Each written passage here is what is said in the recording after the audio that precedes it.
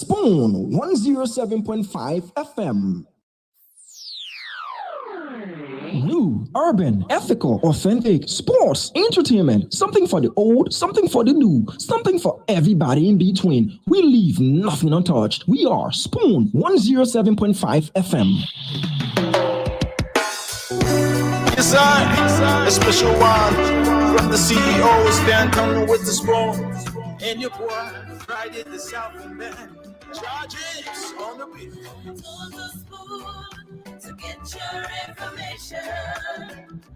On the spoon to be part of our discussion. Spoon, spoon, spoon television. Spoon, spoon, spoon radio station.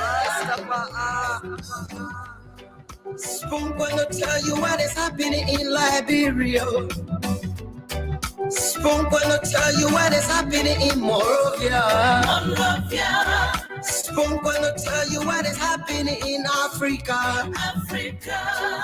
Just to spoon you and know. The children crying for starvation, just to spoon. You want to get a news update, my brother, to spoon. You want to know what is happening, Moravia, to spoon. Politicians want to make their decision, just to spoon. You want to know what's happening in the ministry, to spoon. Yeah, to spoon.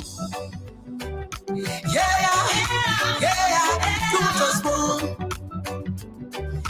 You from Fonjama, Maryland, to spoon. Yeah, to spoon. If you eat Cape Town, congratulate my brother, to spoon. You got a Spoon TV, you got a Spoon Radio, to spoon. Yeah, to spoon. You want to get a news update, to spoon. What? Yeah, Rastafari. Kilibamba.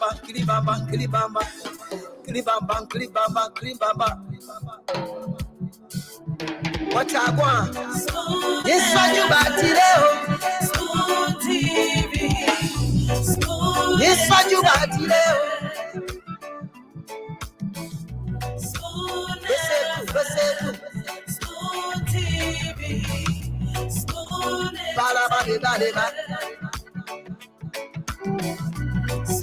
Skiddy dabado. Spoon TV. Spoon entertainment. Cuba. Let's say Cuba, go to there. Go to there. A special one from the CEOs downtown with the spoon. And your boy, Friday the Southern Band. Charges on the beat. On the spoon to get your information.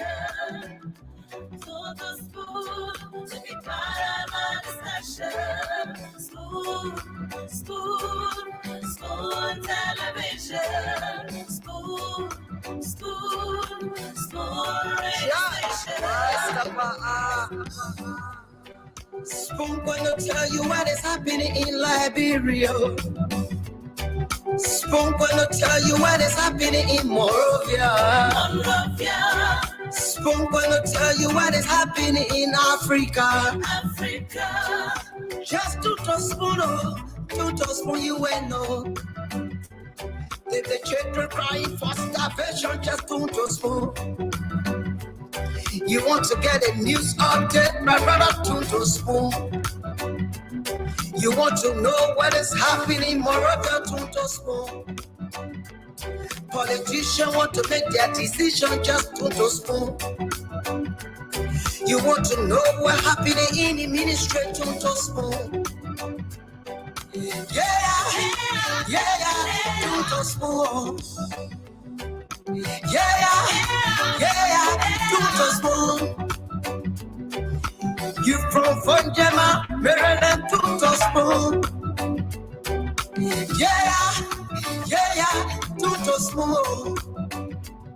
If you eat kepa, gradually, my brother, Tuto smooth.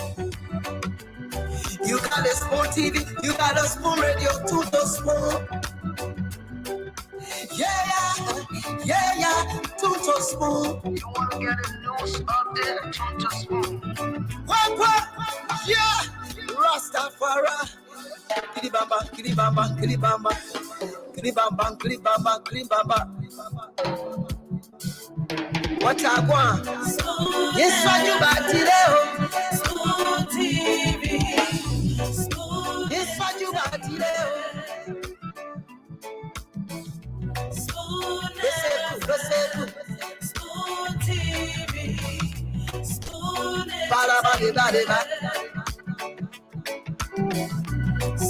Skiddy dabado. School TV. School entertainment.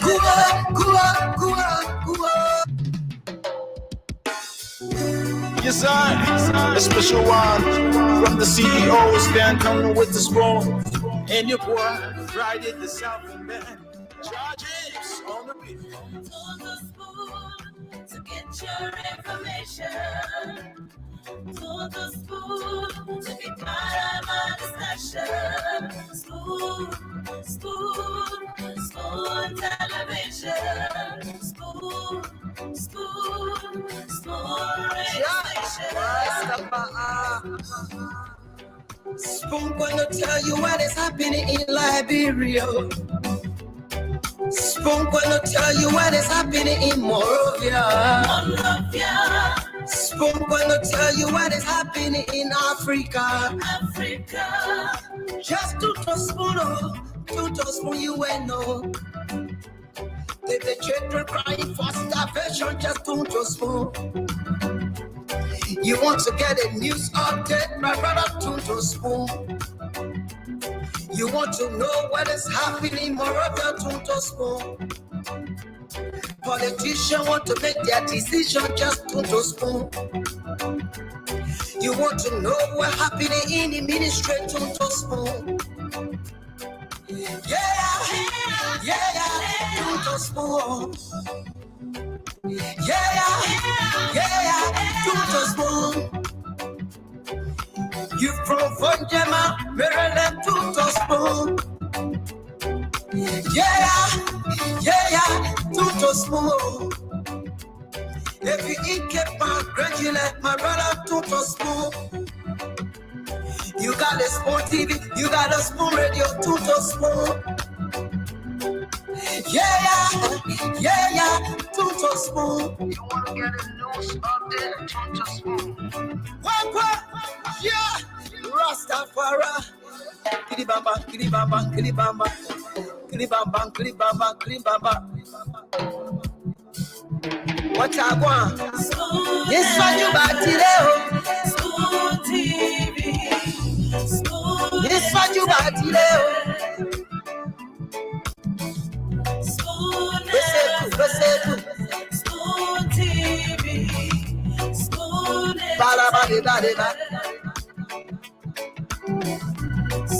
Skiddy dabado.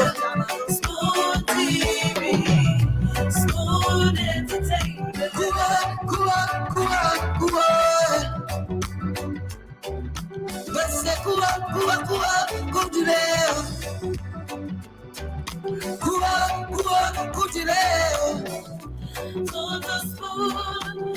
9 minutes after 8 p.m. here in Liberia. It is a wet night. It's been a very, very, very rainy day across the country. Today is the first day of July 2024. So we've entered a brand new month. Simo, Liberia. A pleasant night to you wherever it is you're listening to us across Liberia, whether you're there in Loa County or all the way in Tucson City, Grand Jita County. Better still, you're there in Saclapia City, Nimba County, or you're listening to us from King George, Grand Cape Mount County, or there in Tottenburg City, Bumming County, Cox City, Margibi County, a grand crew, and the rest of the county is making up Liberia. Love to say a pleasant night to you. And to those of you watching us all around the world via Super TV or Spoon TV or Fabric TV, or better still, you watching us via YouTube on Spoon Talk, we love to say welcome to you as well. Happy new month to each and every one of you. We wish you all of the best this month of July. And we hope and pray that all of those resolutions you made the beginning of 2024, you've been able to make significant gains on those resolutions that you made. I'm talking about significant gains. Today I was somewhere around the ERW junction, and I was judging myself as to whether or not the roundabout there, had been opened to the public, because I saw vehicles, going towards the ERW junction, which was kind of unusual for the past months that area, that particular stretch of the road, had been going on a construction. But information that we've gathered and from pictures that we've seen is that the ERW roundabout has been opened to traffic and vehicular movements. And there's been this debate, whether or not it's a subtle debate or is going to, flare up to a national debate. But Liberians have gotten used to the fact, now that we've had two transitioning taking place in our country, that government is about continuity, and whether or not it was one government that initiated a project and another government did see the completion of that project. But the question on social media that I've been following is, who takes the credit? Is it the Ellen Johnson Sirleaf government? Is it the George Weah regime? Or is it the Joseph Boakai government that is going to take the credit, for the construction of the ERW roundabout? Whichever way, people are asking, how should it be named? It should be named JMB roundabout. It should be named Bagugba roundabout. It should be named whatever it is. At least it's going to help in, not just the aesthetics of it, of okay, this is going to give a beautiful picture from the area view of vehicles at the roundabout, but at least government is about, when one government leaves the seat, another government takes over. There are key projects that must be continued aside from other political earmarked projects of the current regime. Whatever it is, at least, we should move away from roundabout now and start talking about flybys and overpasses and 5-6 lanes and all of that, and leave the petty political, trying to get political points and scoring and all of these things, and look for serious developmental projects that we as a country can be proud of. Not that we're not proud of the roundabout though, but we should be talking about flybys and overpasses, and the rest of those things, and tunnels and railroad, transportation and all of those things. But they say you must crawl before you walk. Somebody say Liberia been crawling forever so long. Wherever it is you're listening to us from, you're welcome. This is the Spoon Talk. A lot of great topics to be discussed tonight on the show. As this is your one-stop shop for authentic, timely information. You don't hear it anywhere else. You hear it on the Spoon Network first before everybody else starts to grab and run with it. So we have a lot of interesting topics to discuss tonight on the show. The former CEO and the rest of the panelists are definitely going to jump on the show later on. We'll open the phone lines for some minutes for you to tell us what's on your minds. But before we do that, let me say hi to you, Papi Keita, also known as CDC Papi Success Keita from Dupont Road. You're an ardent follower of the Spoon Network. I love to say hi to you. Lorena Goto is also watching us via Facebook. Esther Williams is watching us from Yedon via YouTube. Francis Kekula is following us from Balatua, Bon County. Amos Zawolo says that's Black Guy's project. Prayer Campbell is watching us from Georgia. Lydia Kennedy is watching us via YouTube. Hope you're doing great. Joseph Wakoli Sargent is watching us from Dupont Road. Shadrach Mutari Wabele is watching us from the Department of Illinois Natural Resources. That's good to know. Ayo White is following us from San Francisco. Hope you're doing great there, Ayo White. Ernest Yokwe, if I got that right, is also watching us. Victor Yuma says rehab is upside down right now. What's happening, Victor? Give us the scoop so that at least we can be able to respond to know what's happening there in rehab community. So just give us the scoop. What's happening at rehab is upside down, whether they're having party there, that got a place upside down. Cephas Bola, I've mentioned your name. Hope you're doing great. Hamed Gatawe is also watching us. Amos K. Sharif is following us from Duport Road. Jerome P. Kakula is watching us from Dole Community. Let me scroll further up to the very first comment. Barak Sako, hope you're doing great. Romeo Omio Koli is watching us from Wiala, Magibi County. Mohamed K.S. Masakwe is also following us, as well as Miles Montengo. Robert Nongwe is watching us from ABC Mission Community, RIA Highway. Konya Lofa is watching us from London. Oh, Konya Lofa, I thought you were going to be watching from Lofa, but anyways, he's watching us from London. Sylvester Zoga is watching us from Frog Island, Red Light Community, Pinsville. I kind of like the name, Frog Island.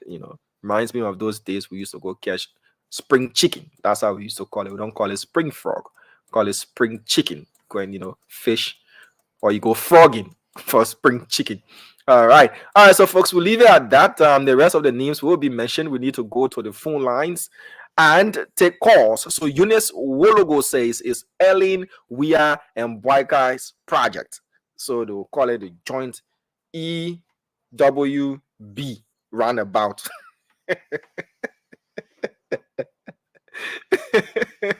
All right, so they'll call it roundabout the EWB roundabout, Ellen, Wea, and Boyka roundabout. All right, so let's go to the phone line so you can tell us what's on your minds. 0777-77105. Matiles, if I got your name right, Kamara, please come back. I've mentioned your name. Mata, let me see that. Mata Les Kamara also. Your name how? Yeah, to be honest with you. I just the Kamara and the Mata me I can see. So Mata Kamara, I've mentioned your name, so you don't have to go. All right. So let's go to the phone line 0777-771-075, 0101075. Those are the numbers to call and tell us what's on your mind. So the go slow action in Loa County by health workers led to the death of an infant, a 1-year-old baby, died due to the fact that she was denied medical care because at the time, health workers in Loa County were protesting the appointment of a county health officer. But the latest news is the Minister of Health, Dr. Louis Boto, has withdrawn the nomination for which health workers were protesting against, and she has appointed a new county health officer. Whatever the case is, the ultimate price was paid by a 1-year-old baby who died, according to her parents and reports from Lofa, based on the fact that she was denied medical care at the Telawanya Hospital. We've been making all efforts to reach authorities of that hospital in Lofa, but we've been unable to. A lot of other things happening in the country, but let's go to the phone lines and hear from Liberians what's on their minds. Hello? Thank you, brother. I'm fine. Let's hear you out, please. To your listeners across the country. My name is Hussein Kew, and I call from around Jacobtown. So what is on mind this evening? I want to thank the president for the level of leadership thus far, improving in some of our sector. More especially with the Pinsville City Corporation. On today, we witnessed the exercise by the mayor, Mr. Bestman, who trying to give Pinsville a facelift. I think if every other sectors can be proactive and effective, nigga Liberia get on path for our country. So many thanks to the Pinsville City Corporation, to the mayor, thank you. For in that part of Liberia. Lastly, quickly, so the issue that in Loa, like people have to gravitate from one stage to another. People went on the protest only because a Liberian was appointed, not on the basis of not being qualified, but because of some personal issue, they went on the go slow and we lost a child. I was so sad on the part of those who are there in that form and manner. Okay, it is disgusting. We should not repeat anything of such. Liberia has to get better for all of us. Thank you. The point well taken. Let's take other callers as well. Hello? Hello? Hello, how you doing? Good evening. Good, sir. Let's hear you out, please. Yeah, I'm Michael T. Nimet. I'm calling you from Cornwall. Go ahead. You live, sir. Please go ahead. Oh, okay, yeah. Okay, yeah. I'm a follower of thing I went through today. My concern have to do with the daily up up there. Yeah, that's 4 billion. You know, well, I'm sorry, I'm concerned about it. Maybe the comment can renovate that area. Maybe my dear brother said we can use that place for a new museum. Again, I'm concerned about a play here after the cover bridge, Support Bridge, rather. Support Bridge, open center. That entire building, it is so nice, but the thing, you know, it's not everything's small. So I'm praying that this government, you know, what you see about those old buildings that you see before, you know, to renovate them. So okay, sir. Different purposes in the country, my dear brother. Okay. That's my concern. Thank you. Your concern is well taken. Talking about buildings that are rotting away, like the Ducal Palo Hotel and the National Conference Center. Hello. Yeah, good evening. Let's hear you out, please. Let's go ahead. So much to get on the land today. Yeah, I said, bless God, so much to get on the land today. Nelson Cooler, where are you? Hello? You live. Go ahead, sir. Yeah, my name is Jackson Harris, calling from Nizo at Checker Junction, Barra Creek. Yeah, why on my mind here is this, because the government here will really spread cool behind him, the public. We want him to do the helpful things for the citizens. Because many are really struggling for themselves to really sustain themselves tomorrow, the future.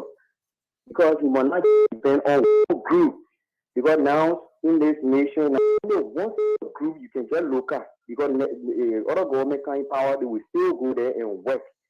So we asking him that he will make for the NGO companies to come and open up other land trees to get work to do. Okay, and those machines are coming, you should really focus and share it to the rightful place.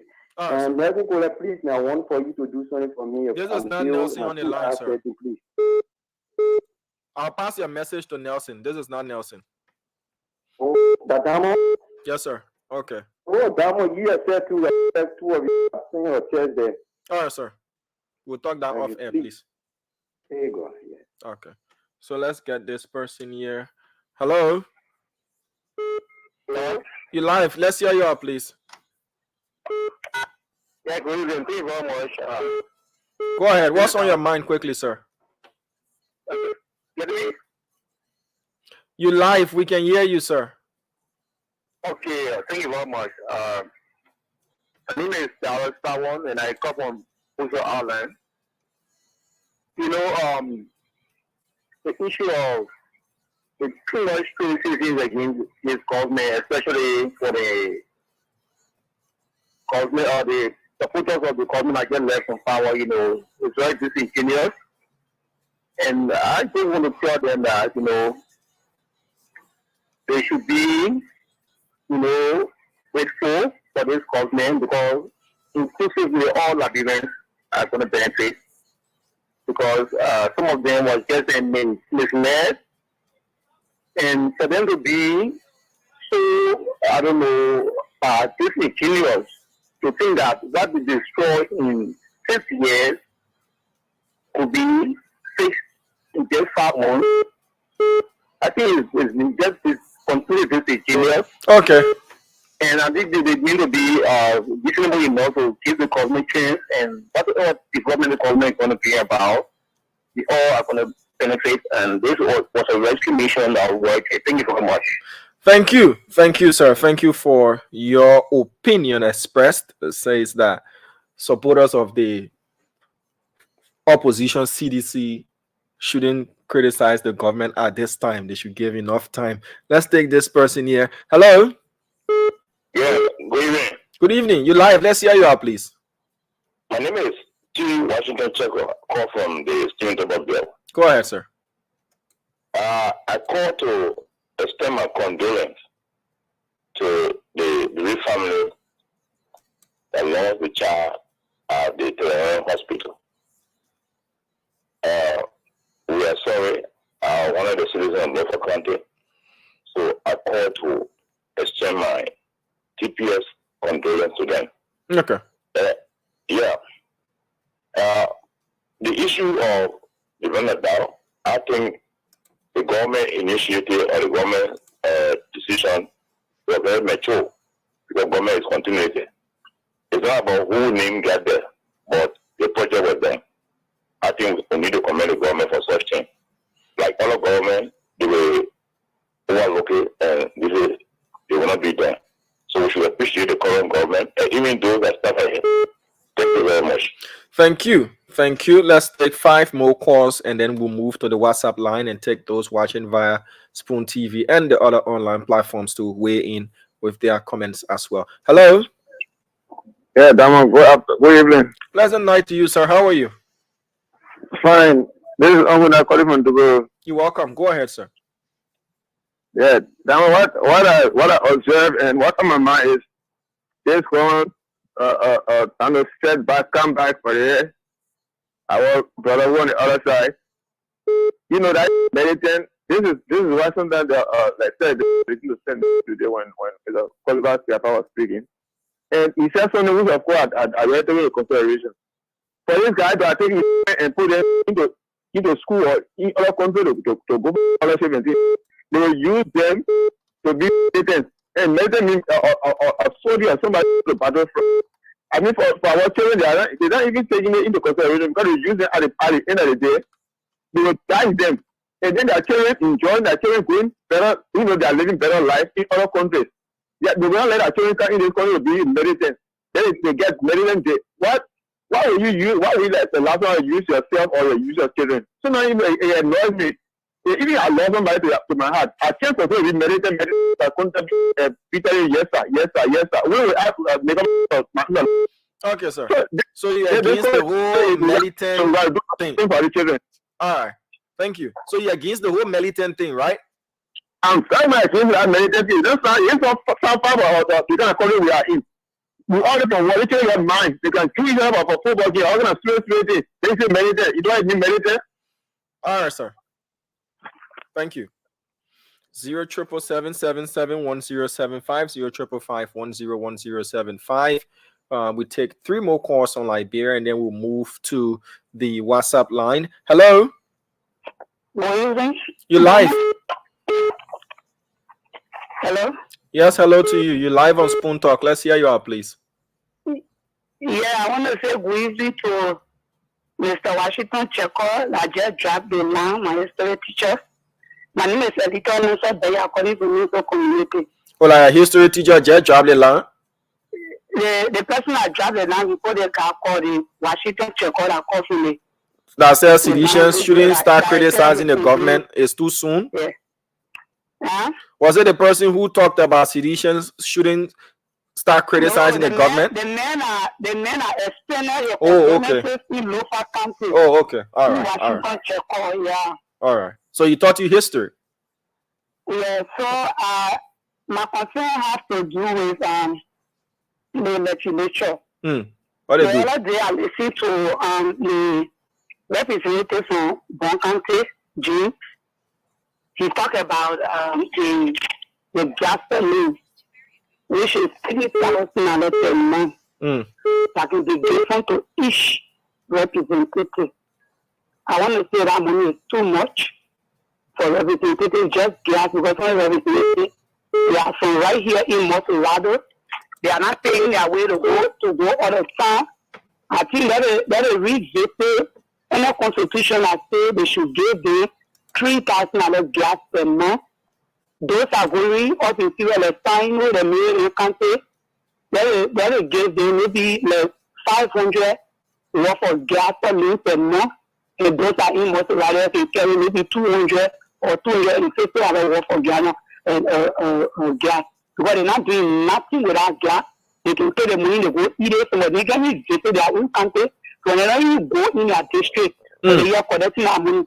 That money be given to the teachers. That money be given to the police. That money be there for buying drugs to be stored in a zero government facility. There will be a few people coming and say, the government now want to pay 7. If they are getting you for call out lot to one person is getting you $3,000 US per month just for their study. You not part of your pay. You pay 7 to pay. Then she lost the will count on that the government now want to pay the 7. They will cut our whole thing down. All right, man. Thank you. Your point well taken. All right, so we leave it at that. For course, on the local line, let's move to the WhatsApp number that is going to be used for tonight as we work on getting back our dedicated WhatsApp number. So this is just a temp to be used for tonight. So you can call this number via WhatsApp or direct and tell us what's on your mind. Let's take this person here. Hello to you. Hello. Hello. Yes, you live Spoon Talk. Please don't mind the feedback. Just kindly go ahead. Oh, okay. My name is Molu Dua from New Jersey. I'm really trying to appeal to the legislature to be able to revisit the budget that have been made, because this project or the budget they have made have a lot of things for themselves. And we know the country right now needs a lot of funds for development and other things. So they need to revisit the budget. Maybe the new one that come in and revisit and be able to do some adjustment. So most of them can go into development, education, and health. All right, sir. That's what I want to say for now, so we don't have enough time. Thank you. Thank you. All right, let's take this next person. If hello. Hello. This is Spoon Talk. Let's hear you out, please. Yes, good evening, Diamond. Hello to you. Yeah, I'm fine, and you? I'm good. What's on your mind? Okay, anyway, my name is Amadou Bassam, calling from Buchanan, Grand Baza County. You know, what's on my mind this evening is that our lawmakers today, there are serious problems in our country today. What do you mean the lawmakers are serious problem? I mean, they are doing things in the legislature for their own self-aggrandizement. Ain't getting me? No, I don't understand that word. Break it down for me. I mean, everything is in their own interest. They're not doing for the poor people, for the Latin people. Oh, okay. Go ahead. You understand? So those lawmakers, there's a big problem in the country. Imagine, I'm not wishing, if you have in Kenya today, the legislature, they go pass a bill that the citizens are not in favor of. They say that, the citizens have the power. So the lawmakers should learn from those things. Because when people get tired, they will get angry. So these lawmakers, they are not doing nothing. They're just running the country, to be frank. All right, Amadou. The real problem are the lawmakers. Okay, sir. Thank you. Thank you very much for having me there. You're welcome. So Amadou calling there from Grand Bassa County. Let's see if we can take more calls. The number is there for you to call on WhatsApp or direct, like Amadou did there from Grand Bassa County. Let's see if we can take another person who wants to contribute on the show. A pleasant night to you, sir. Let's hear you out. Good evening. Good evening to you. Okay, this is William come from LC. You're welcome. I just called to appreciate the president. I saw the roundabout today they spoke about. I'll call to appreciate him. You finished driving around Ekweso? Yeah, I really enjoy it. Oh my man, you finished leaving your friend in Biamba. Yeah, but I enjoy it. I must go past around there tonight. Yeah. And finally, what on my mind is the LBS director issue. Eugene Fagon. I hope Eugene will not forget that he just come to power, and that same behavior that he put up in the Jawia government, and see him coming back with it today in the Freeport MPA, because of serious embarrassment to him. Let him know that the recording is there, the video is coming out very soon. What happened at the Freeport of Monrovia? I'm hearing rumors of such. but we're still trying to get first-hand information. We didn't know that coming as a rescue mission, we have someone like Eugene who can slap. Now we know that Eugene can slap. Eugene spoke about people slapping, abusing power. Today, Eugene slapped someone in the presence of everybody. Were you there? So we pray that the video will come out. Sir, were you on the scene when that occurred, or you've been told? No, I'm just asking a question because you said in the presence of everyone. So I wanted to know if you were part of the everyone, or you speaking from another account. So you were present. In the presence of everyone. So all those who were there along with me, everyone saw it. Okay. So the video will come out, you see it. All right. How long will it take for the video to come out? Damo, you don't know the rush thing. Please, Damo, please. All right. See this video when it come out. All right. Thank you. All right. Okay, so that is something that is making rounds on social media. Again, we are trying to do our best to authenticate the information from numerous folks as to what happened. We've been informed that the Director General of the Liberia Broadcasting System allegedly slapped one Roberts. That's the surname of the person who he reportedly slapped at the Freeport of Monrovia. Again, that is something we're trying to get our hands on and authenticate whether or not it's not just a mere rumor or it's something that actually occurred. Let's take this person on the line. Hello. Hello. Let's hear you, sir. Spoon Talk, you live. Yeah, my name is Casino Casa Alfred Global Jr. and I'm phoning in from Freeport community. District number 10 to be precise. Go ahead, sir. I see this pickup, green pickup, and then some GA guys are on the pickup. My reason of calling is I think this could be chaotic in the community. They came to arrest at this hour, and I say a few people are gathering rocks to throw the people. So I decided to call to see how best the police can come and aid the process, or can the TA can send more manpower, because I didn't hear the noise from my background. With this person around the community shop. So you're talking about Chuba Old Road? Chuba Old Road. This is the youth chairman calling. Okay. I'm the youth chair. And on noon paper, that is the paper is let me read the lesson plate to you. Let me read the lesson plate of the paper. The lesson plate is A516305. That is the lesson plate of the paper. Green pickup in like Kobo. Okay.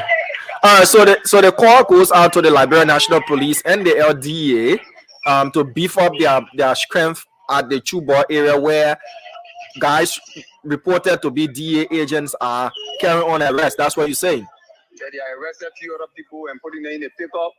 So I try to inquire what at about this time the DA can do arrest. Nobody that hands on me. I can put it on live this year. To go live. Okay. All right, Mr. Youth Chair, we appreciate you sharing the information with us, and the relevant authorities are watching and listening. All right, so that is a situation there in the Chuba area on the old road. Let's take this person calling from Italy. The whole country there is kind of shocked that they were eliminated from the Euros. Hello. Damo, good evening. Good evening to you. Tori Lasana, and I'm calling you from Italy. Which part of Italy are you calling from? I'm calling you from Milano. Okay, Milano. Okay, let's speak Italian small now. Buonasera, come stai? Lead on. Let's go to the let's go to what's on your mind. We'll speak Italian off air. Let's go to what's on your mind. The thing on my mind, you are now the WhatsApp number, and then people in abroad, they are using it to call all local calls. Yeah, because some folks are watching from other places around Liberia, far to reach places, and they're calling using the number as well. So once they're watching, the number is on the screen. That's why they're calling. Yeah, my man, we can go through. I've been down in the number. Hey, you true now. Hey, you true, my brother. Tell what's on your mind there. What's going on? Yeah, let me talk because they think that the international way can't see my money out. My man, what's on my mind have to do with my concern have to do with all those that work in the government. Now, if you find yourself in this United Party government, what I can tell you is pack your bags and leave. Why? Coming after you, they won't leave you. My man, the new system internal. You know what? You're going to step there. Yeah, we will come. We will suspend it. Then we put somebody that will be acting. How can you be acting what they say? You must sit on there. Pack your bag. They are coming after you. They will never leave you. Someone that's supposed to sit out position is already there. So they will just call up. Then the president time they dismiss or they suspend you. Then they say we will investigate. They put somebody that will be acting. All right. Yeah, all right, sir. you. So that the wash carriage there, eh? Oh, that is starting there, oh my man. That is really starting now. All right. We will suspend it. The boom broker. I mean, does he have a point, Diamond? Do you think he has a point? Well, looking at what he said, that has been a successful trend to a larger extent. You know, the most recent case in point is what happened in Loa County, that the person appointed as county health officer was withdrawn after a serious protest that a baby lost her life in the process. So who that person? Let me read the name, but I was trying to follow the story, the same information that they were going to protest. Yeah, but you know, and they had a serious protest. Mm-hmm. Who would draw the appointment? The president? Dr. Louise Poto. She's the health minister. She assigned county health officer. So the officer that was removed is one Dr. Raphael Umbini Shamavu. Yeah, he was. What's that name? Shamavu Ubini? Is that a Liberian name? Oh, I don't know. Liberian get different Nina or chief.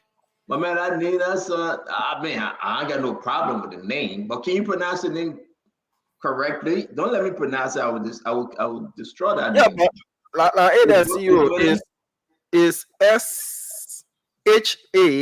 SHAMAVU. So okay, so now what I mean, they reassign him, they remove him. I mean, the issue about people are so angry. Come on, I mean, who nominated the person? Was he there before? No, that was a new nomination, and then the person that has replaced him is one Dr. Wediga. Yeah, one Dr. Wediga has been, sent there to Loa County. Dr. Moses Wediga. So exactly, that's what the young man is saying. This is very serious, Dama. This is a huge, big something we're talking about. This is serious. I mean, every part of the country. I know you're taking your phone calls, but I just want, if you're calling the show, let's try to look at it saying, thank you for joining Spoon. Invite your friends. We're going to have a wonderful show. We got a lot of. I'm not frustrated, Dama. I know you want me to be frustrated, but I'm not. Why would I want you to be frustrated? I know you do. I know you do. You want me to be frustrated. I'm not there yet. But Liberians fought for the change. But Liberians are getting change. Are you understanding me? Yeah. We fought for the change. But when you go in the market and get a person $2 and say, I want plenty, and they give you fast and change. That's the fast and change we are getting. We are not getting the change in government, change in attitude, change in the new dimension that which we all fought for. And Liberians should hear us today. Wherever you find yourself, I want to talk to you this beautiful first day of July on a beautiful Monday. I saw Uncle Sam in the car driving all over like a little boy, like Johnny just come, and he's so happy.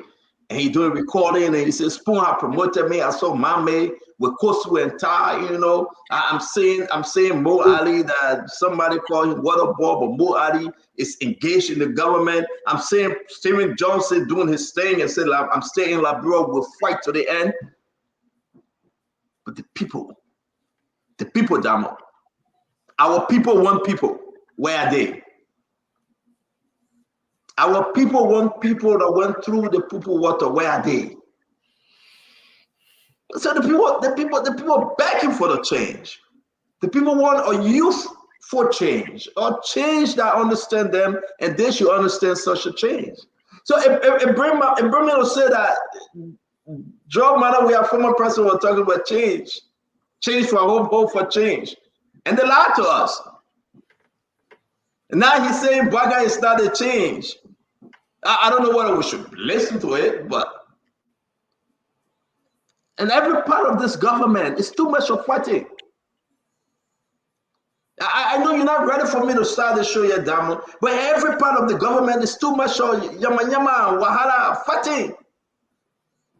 Look at NOCAL. Members of the board have increased the sitting fee. Members of the board have increased the annual fee. Members of the board have from 300,000 to almost 600,000. NOCAL. A fight between Swakoko and Appeton. You know Appeton, right? Yeah. We're going to talk about that. What's his name? Edward Appeton? Yeah, from the Grassroots Development Movement, GDM. But can you mute the cell phone that people calling on for a minute and get good reception on the audio? And we're going to go back to the line. That one. Every corner, NBC, National Bureau of Concession, fighting. The director and the deputy, they are fighting. LDA, fighting. NOCAL, fighting.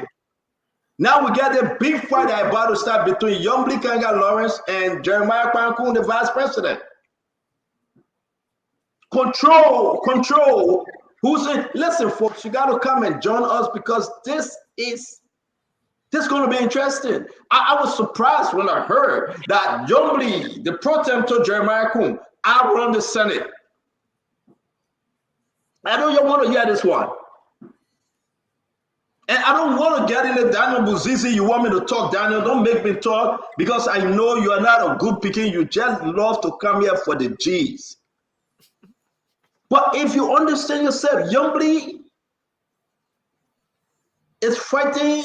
She's fighting. How you call him? Are you serious?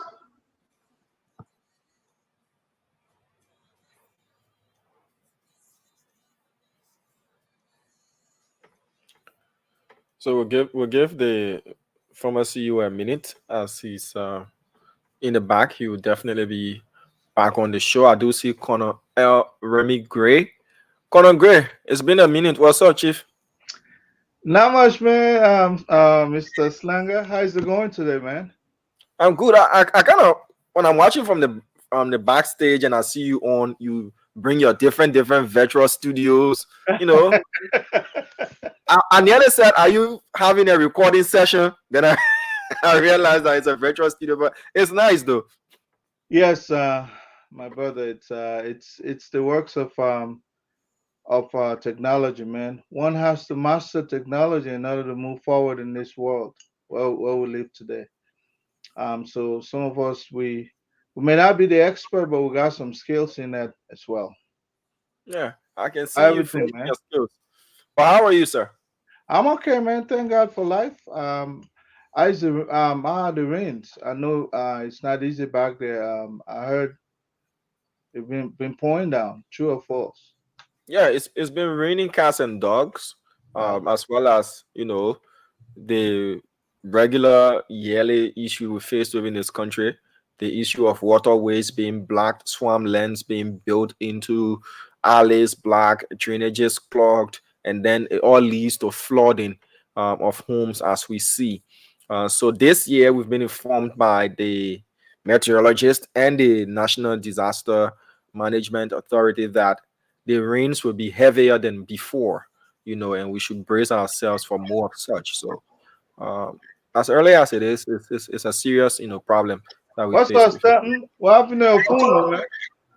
What you mean, Connor Gray? No, I mean you went mute at some point. No, I was on the call. No, my beginning, no. Whenever I mute myself, I get a very important call. I start talking about Yombly and the vice president. Stand down. Yeah, they say I'm a stand down. I can't, but you know I can't stand down. So now I call Yombly and the vice president and the calls start coming in. I can't stand down. I got to talk to you all. You know, over the weekend I missed Glendy. We were in the same space, but I kind of missed her a little bit. Don't you think it was the working of God that you made her? Don't you think look at all that trouble here. don't you really think it was the working of God? I actually saw Lena, dedicating a wreath to the. No, I didn't go to. Was it you? You told your family talk. Let's get back on track. You told your family talk. Listen, Conor Gray, you gotta listen to me. You know, I've been in this thing too long.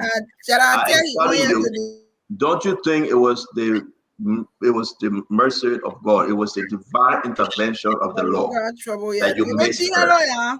I'm just saying to you have to be very smart when I say these things. Sometimes God works in a mysterious way. God worked in a mysterious way his wonders to perform. God was working, okay? And God was protecting you that you'll be able to, yea, though I walk through the valley and shadow of death, I will fear no evil. And that's exactly where God deliver you from the path of, satanic intervention. But I'm telling you, please be very careful. So while they take you stand down, let's go back to this politics. No, let's go back to the politics. Conor Gray, yes, my take, right? And we inviting everybody. Glenny, it's good to have you. Conor Gray, it's good to have you. I want us to discuss this, which is very important. Everywhere, that's trouble.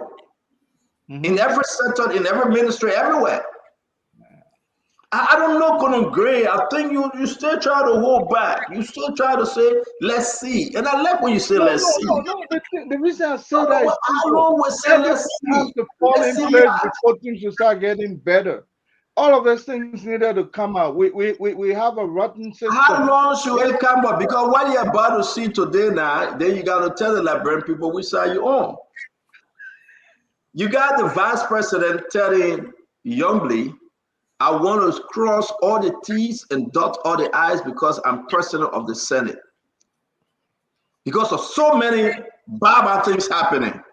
The budget is up. When we said the lawmakers were working with almost 300,000 every year, people say, oh, that's a big money. That's not true. Go on the line budget and see how much these guys going home with. A lot of mismanagement and a lot of persuasive and impersuasive deal cover hole. I make those words up. Deal cover hole. But you will understand that Jeremiah Kuhn want to put his foot down. And Yombly said, no, I am the pro tem. So, you that believe in the Constitution, you that believe in the separation of power, today we got to have that conversation. Who runs the Senate? The vice president as president or the pro tem? If it's happening over there, where else it ain't going to happen? This is total embarrassment, all because of mismanagement of the people money. When senator putting things in for themselves. We're talking about the cars. Tammy, can you put the flyer up? Tell the people what we're talking about. Ladies and gentlemen, I don't want to say boys and girls like Prophet Key, but I would say divided locale, infecting grapes all house. The people, Apeton and Swakoko. What's going on? We got the document. We moved to the GMB request for millions of dollars for the yellow machine. 30 pieces. The National Port Authority Managing Director, Sekou Douglas, said 30 pieces arrived. 11 white trucks. All of the 285. 30 pieces. Taking all of the ship. But what we know, the executive is asking for millions of dollars now. That the lawmakers should make it available. They want to pay that man money. over $42 million. $42 million, a lot of money. Working after the fact. We bring it, you'll pay for it. No procurement arrangement, nothing, no nothing. We just bring it and Labrador will pay for it. What about the vehicles the lawmakers then buying for themselves? 45,000. Do they return those vehicles? If they pay less, my brother couldn't agree. Do they bring back the change? So if they pay less, if they pay small, you get 45,000. If you pay 30,000, do you bring back the change? Or you take it home to your wife and children, and the Liberian people suffer? Dillon is bringing back the change. Americana is bringing back the change. Or that's their money. And Liberian need to hear this. I got some of them paperwork about the cars to go get. They paid 38,000 for one, 35,000 another one. Where's the change? Are you bringing it back? Or Liberian people just stupid to say take the change? The mass retirement that is about to take place at Liberia National Police. Forced retirement. It's not even a cheap retirement. They say you must go. They are forcing it on the people. Where is Gregory Coleman? Man, let's have a good show. Ladies and gentlemen, you got to share the show. You got to bring in everybody. It's going to be so hot today that anybody cross my path, it can be Glenny or whosoever, I will go for the jackal of vein. I will. I will be the vampire sucking. The jagular vein get the fresh blood that go through the brain and it come back to the heart. It's the most nutritional blood in the human body. The blood that runs through the jagular vein. That's what I'm going to go for. I'm going to be the vampire. I'm going to suck it. I'm going to suck it. Hey, man, so you're talking about sucking blood. You're coming from preaching. Jump straight to sucking blood. I will get the blood. Not go get the blood. Be with you. Come on, be with you. Not go get the blood. Come on, be with you. Not go get the blood. So, folks, thank you for joining us. We'll call your name. I will be like Mr. Dwadu today. The thing is why with love LRB2 say we told ya. Okay, Beatrice Tipla Pupa. My Beatrice, Masia Swelling, Alito, sorry, I'm not saying the name too well. Amon, and all of you that joining us, I want to welcome you to the Spoon Talk. It's good having you. Let's have a good conversation, folks. Let's talk Liberia. Let's think Liberia. Let's love Liberia. Let's build Liberia. Liberia is all we have. So we invite you today to share this show. It's going to be one of the best you ever listen to because we're going to spend a little here, a little there to talk about the issue. I want to welcome my brother, Paul Kennedy. And again, I'd like to announce, please put it on your 2029 calendar that Paul Kennedy will be running again in Loa County. He will be running again against Botukane. And I think this time around, he have learned a lot. You may say the MPP is really swept. And remember, you can't live by don't call her my baby by. You can't one day a week you won't bring all the past old news. Yeah, no, I don't care all the appointment I'll make. So we want to welcome Paul Kennedy. We want to welcome Glenn. We're going to welcome Connor Gray. When you say Paul, huh? I think when my wife here, they're running business.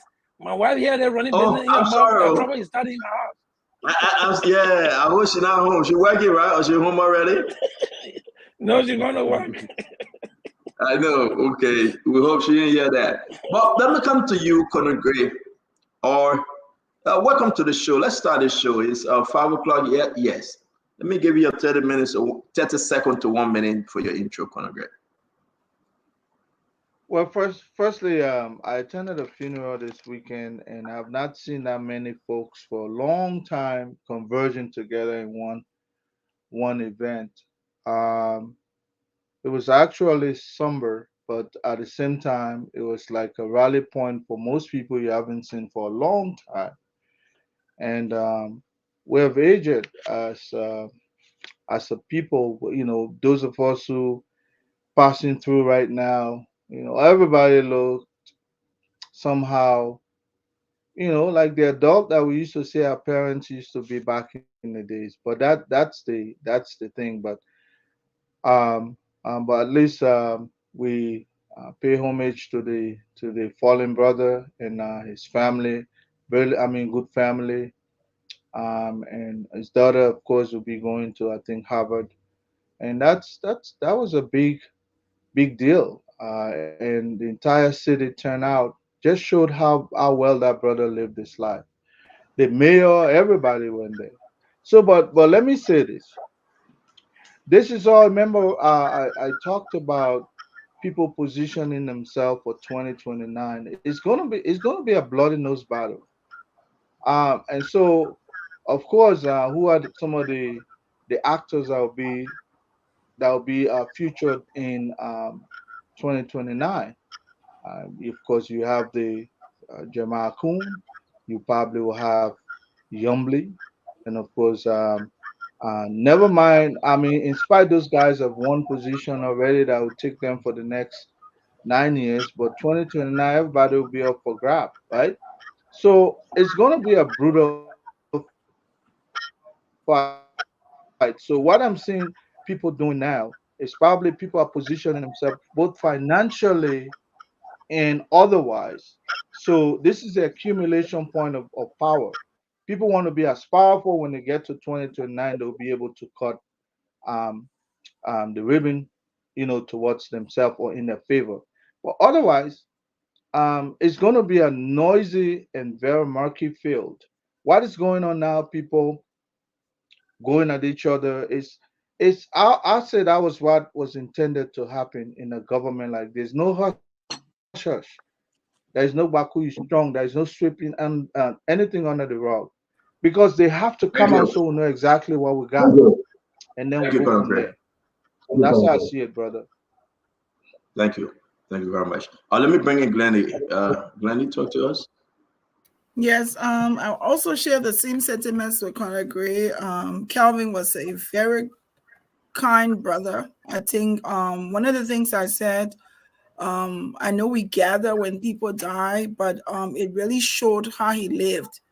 He lived well amongst his Who peers. Kevin and Nashville? Who is Kevin or who was Kevin? Kevin Tukwe, he was graduate of the University of Liberia.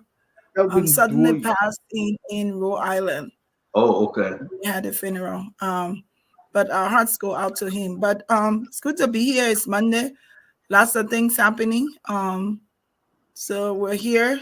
Over the weekend, yesterday the show was as it was an amazing show. I think it was like, even when we had what's the one from Banga, the representative from Banga from Bon County. Oh, yeah, you talk about J. Melvin Cole. Yes. Jim Melvin Cole was very interesting. How he said he full of holiness. That part I was like, let me go drink some more tea on the part and come back.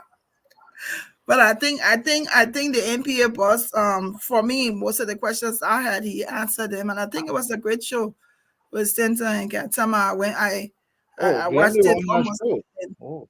Yes, so it was a good show. Thank you, Glenny. You're right though. We had some long hours with how you call him, J. Melvin Cole, District Number 3, Bon County representative, and the managing director of the National Food Authority, Sekou Dugley. A beautiful show, and we ask you guys to join us every Sunday. While we discuss this issue, please share John Spoon Talk, Spoon Network, and give us more stars, and comment, because through you giving stars, you helping to help this institution. I know Glenny will give stars today. Conor Gray, Paul Kennedy will all contribute by star. I will be watching them. If they do not, I will call their name out, and they have to contribute by giving star. Okay. Whenever we say this thing, Paul Kennedy and Glenny refuse to contribute. How can you sit on the network and you don't contribute by giving star? Somebody who didn't get horse, whatever get money to pay. You say I get horse. I live in your apartment. You coming to ask me for money? So Glenn Extension should know right now that I don't have a job. Thank you. So a jobless person cannot be taking the only money I get to live on, or they have find a new job. I can't be contributing. I want to. There's a total $1, but they're not there. Don't get all that chat to the Bible. Don't get all that chat to the Bible. I got love in my eye, but I'm making it. You're not making it. But I think it's a good show, and it will be a good show. And I'm always privileged to be on with a cadre of professional panelists. My main man, Conor Gray, Of course, Stanton is in and out. Sometimes he's my man, sometimes he's not. He threw me under the bus. Yeah, a lot of time. My sister, former sister-in-law, Glennie. I'm always trying to be on the same podium with you all. And to the Liberian people, this is where we talk the issues. We don't come here to talk what people want to hear.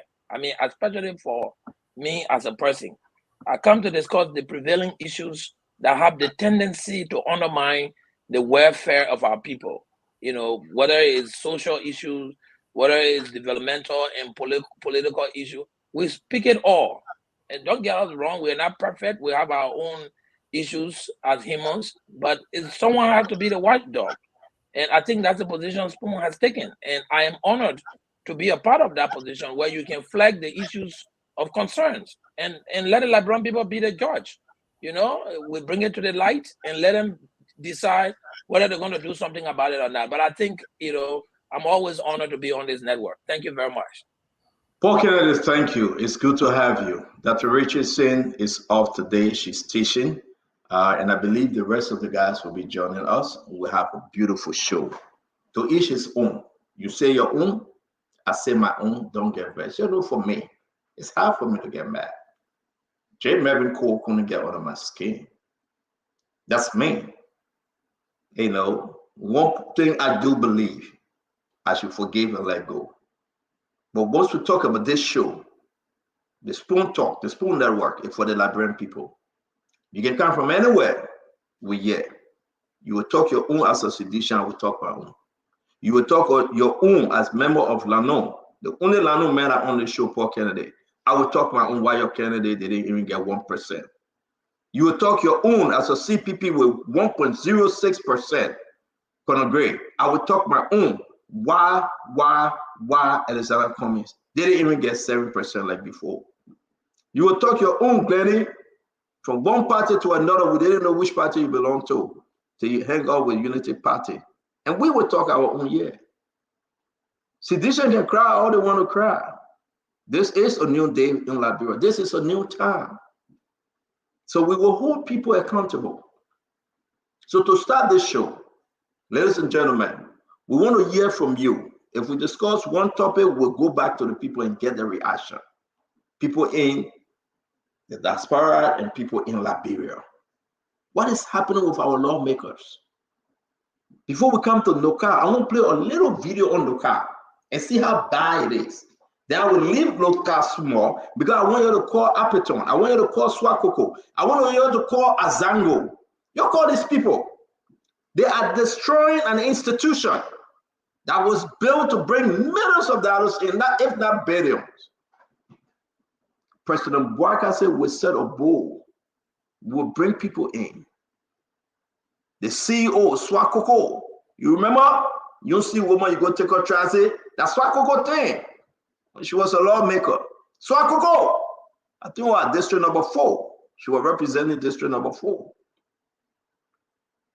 What is happening to NOCAL? You don't want to know.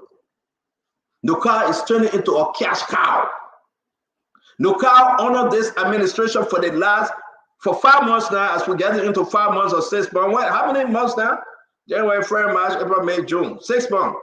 We're going to. NOCAL have turned into a cash cow. You can take your bag and go to NOCAL and take money and walk up. So you know what happened? The board member saying that, you know what? This is a nonsense. You are giving us $3,000 for board fee, make it $6,000. I'm not just talking because I want to talk. Let me share something with you. I will share this thing with you because it's very, very important. Our country is into the bad spot, ladies and gentlemen. Listen, if I don't tell you, I'm trying to share with the guys in the chat room. Because I know Uncle Sen or the rest of the guys will say, you didn't give it to us. It's in the chat room, folks. It's there. Please take a look. While we play the video, I want you all to take a look. And I want Liberians to understand where we are as a people. Are we going to make it? Will we make it under this government? When we make it, I'm giving my colleagues the chance to review the document. Review all of them. So many interesting documents. Liberians, when we get there together, are we on path of getting there?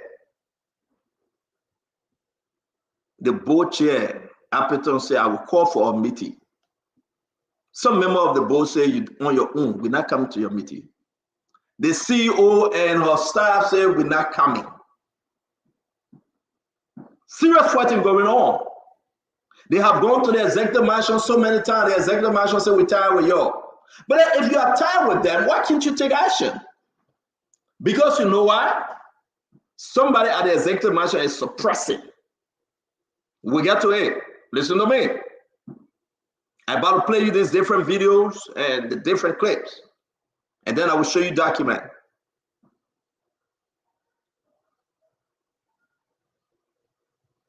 It's not looking good. We are only talking about NOCAL. Just not looking good.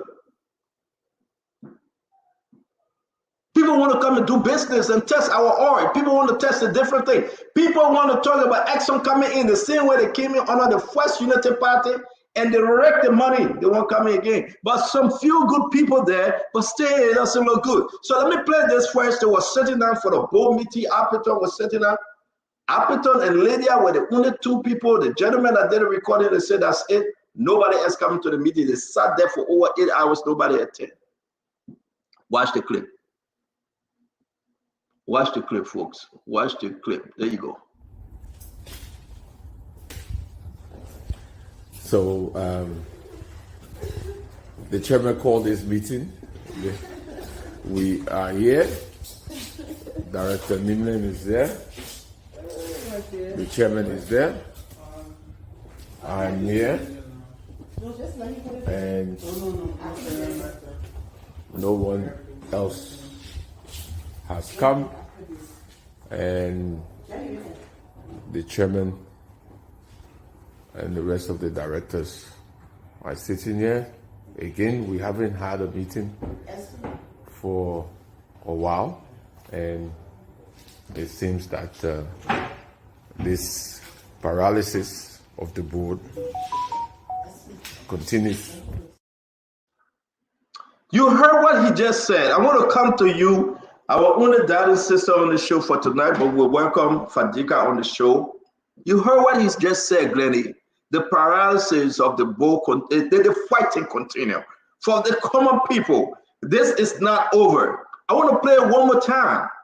And I want you to just be very observant. Take a look at those that are sitting. Why do other people say we're not coming? Swakoko refused. Azango refused. Members of the board refused. Everybody said we want our salary increase. We want our certain fee increase. We wanted to leave from 3,000 to 6,000. You cannot stop us. We are the board. We will deal with the administrative stuff. So Swakoko, you cannot stop us. Let's play this thing one more time and see where we are going as a nation. And while we are going to where we are going, the Liberian people will decide. So the chairman called this meeting. We are here. Director Nimlin is there. The chairman is there. I'm here. And no one else has come, and the chairman and the rest of the directors are sitting here. Again, we haven't had a meeting for a while, and it seems that this paralysis of the board continues. Glennie, talk to us. The paralysis of the board continues, Glennie. This is a disgrace. Complete disgrace. Whether they agree with what's happening, whether they're not going to listen to what their request is, they should still show up. They're professionals. How is it that the chairman of the board will call a meeting and then people don't show up? I mean, what form of protest is that? These are people that have been appointed to positions to serve. And you find this as a form of protest. Did they tell the board chairman that they wouldn't be there before? Was there a redress requested? I mean, I don't understand how we're operating. Even if you disagree with what's going on and you have a position, this is not what professionals do. Growing up, my grandfather used to say, "You show up, but you complain later." What face does this show to us as we watch these professionals act like people who have no form of education? Like, what is the issue? If they don't want the chairman of the board, is there not a way to do it? If they don't want to listen to what he says, is there not a way to do it? But to blatantly not show up at a call meeting, I don't understand how else can we explain this. Or I may be wrong, but this is a form of insubordination to the board, and it should not be accepted. This is ridiculous for me. Thank you very much. But just looking at it, it doesn't look. No, you know the story. You must know the story before you leave the show today. We're gonna take this step by step. Let's say you can agree. It's getting serious. Things happening. It seems to be that who's in control. Talk to us. You know, my own level of intelligence, digging behind this issue, I heard that the managing director has adopted the Safwa Megre approach, where they have decided She's a CEO. to behave. She's a CEO, as per her title, CEO. Yeah.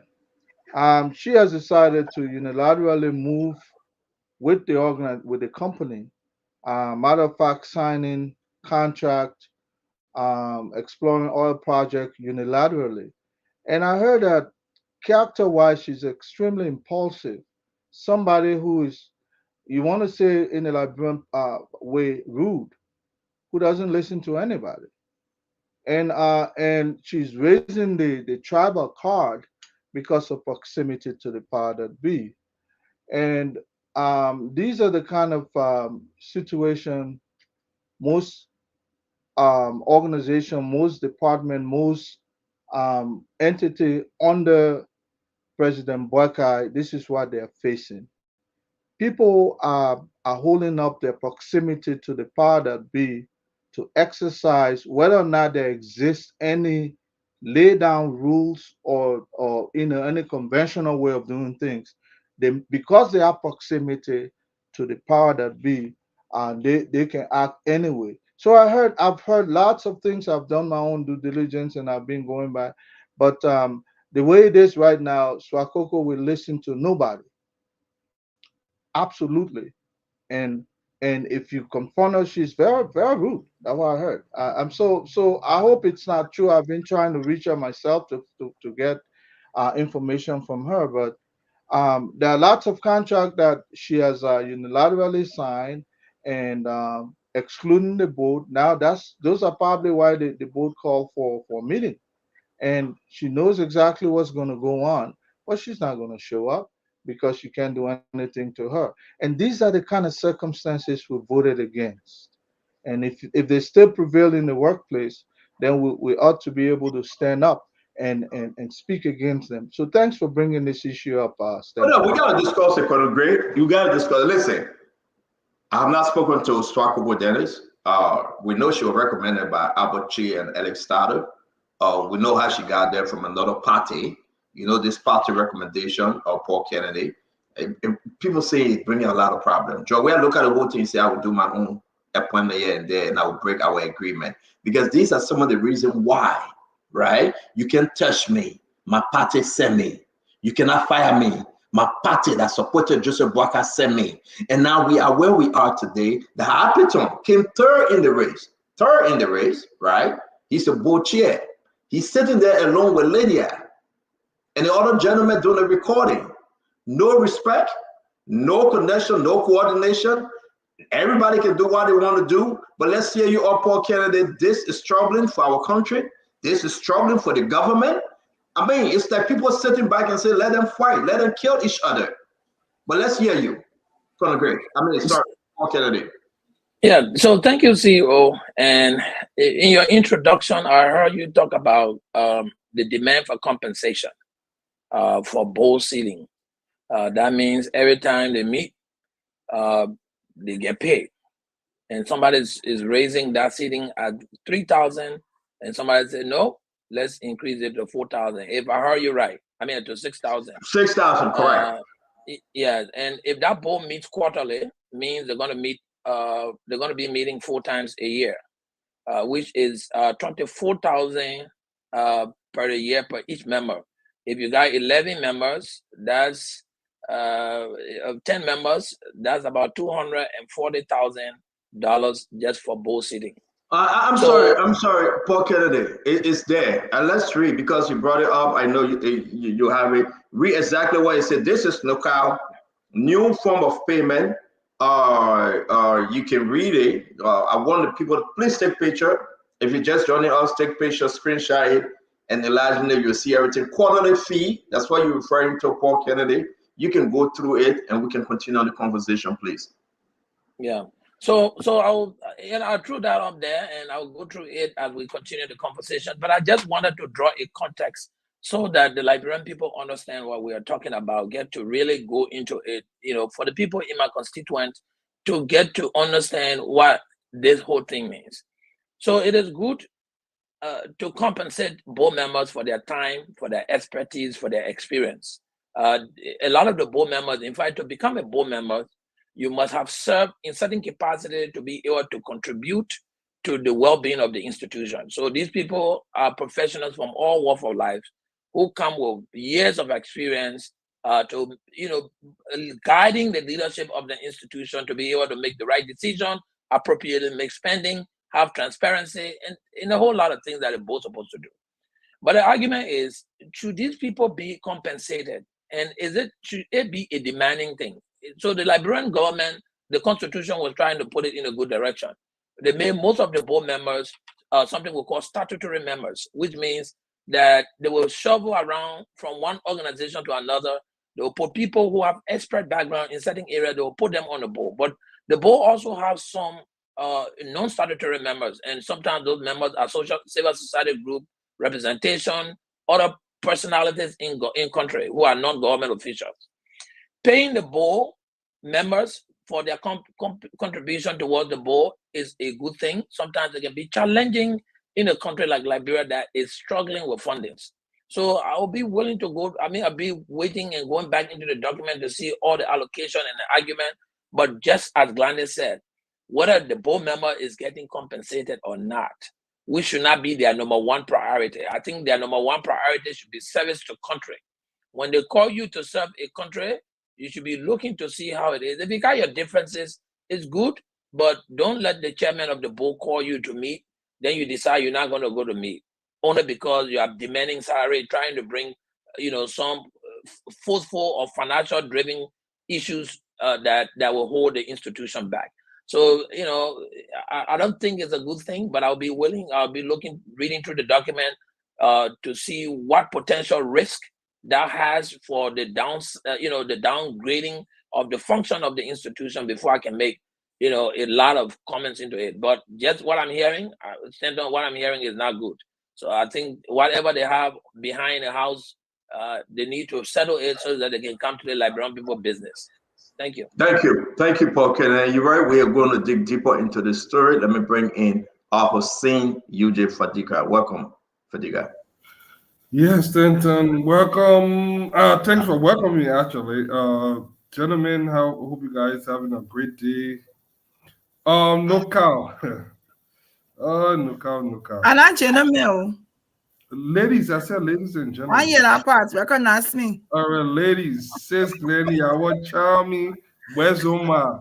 I wanted your way. You.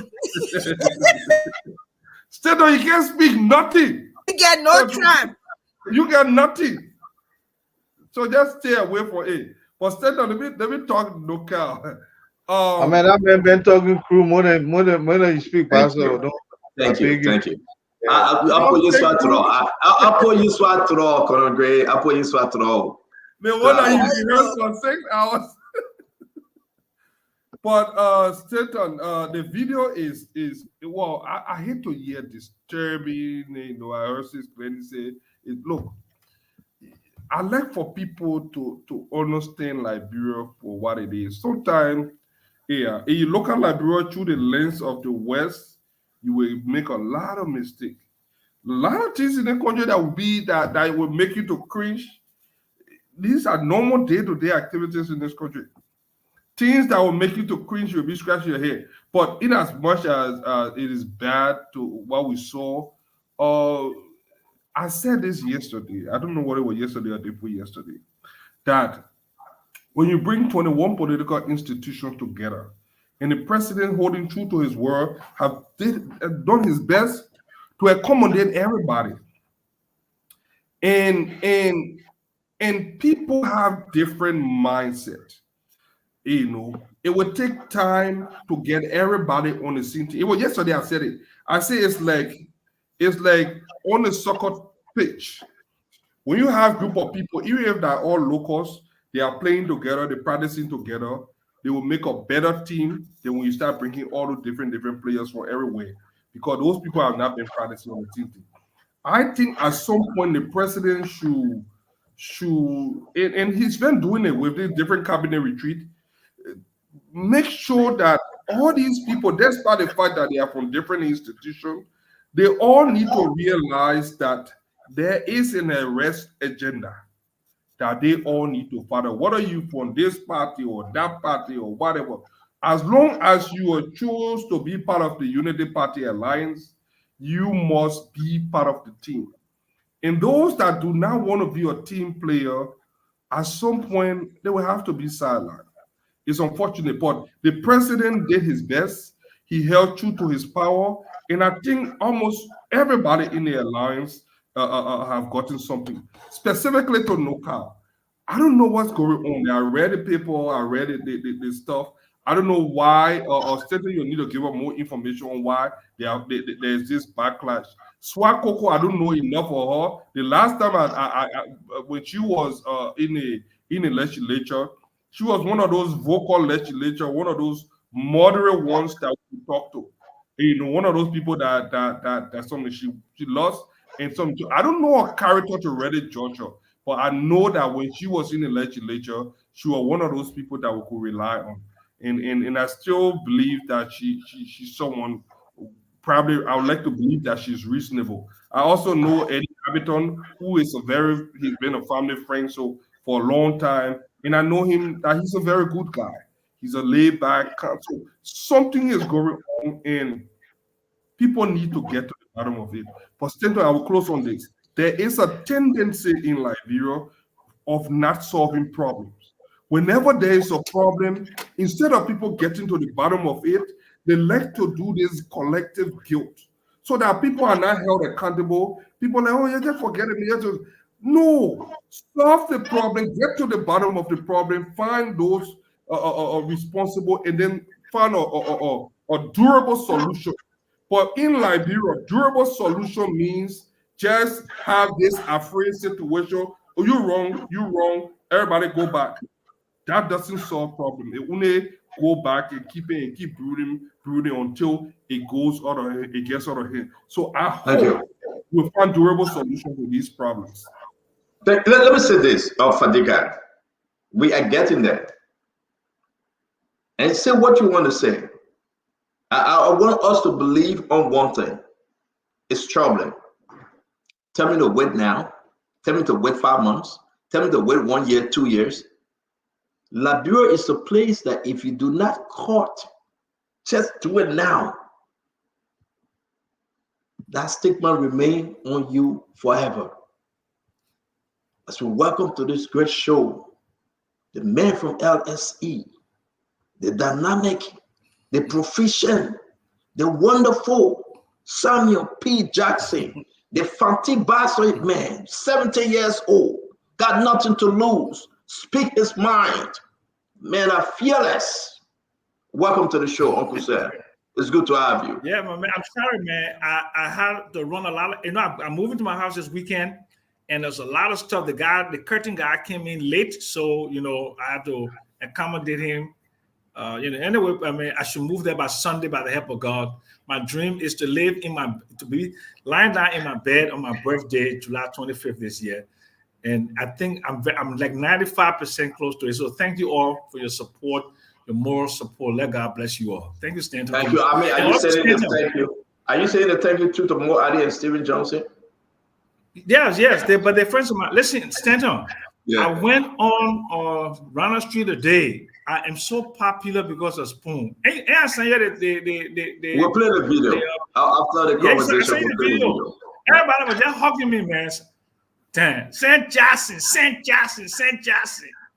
you very much, Stanton. Thank you. Yeah, listen to you, Uncle Sam. Welcome. We are discussing NOCAL. And but guys, though, my question coming back to even before we get on Uncle Sam, Glennie, you think because of the party nomination and partisan thing, people were misplaced? When you talk about NOCAL, you think NOCAL should come with, I don't know what Uncle Sam would say though, because if you do the research, you need people from that field, from that area to control and run NOCAL. Not just anybody can run NOCAL, whether the board chair or whether the CEO or whosoever. But let me say this while we move on very quick. This is important. Let's look at this. Quarterly fee for board, what they are asking for, right? We'll put a document of the letter as to what they need, but what they are asking for, they are asking that the chairman per quarter receive $6,000. And Swakoko and her team saying no. So let me explain the story.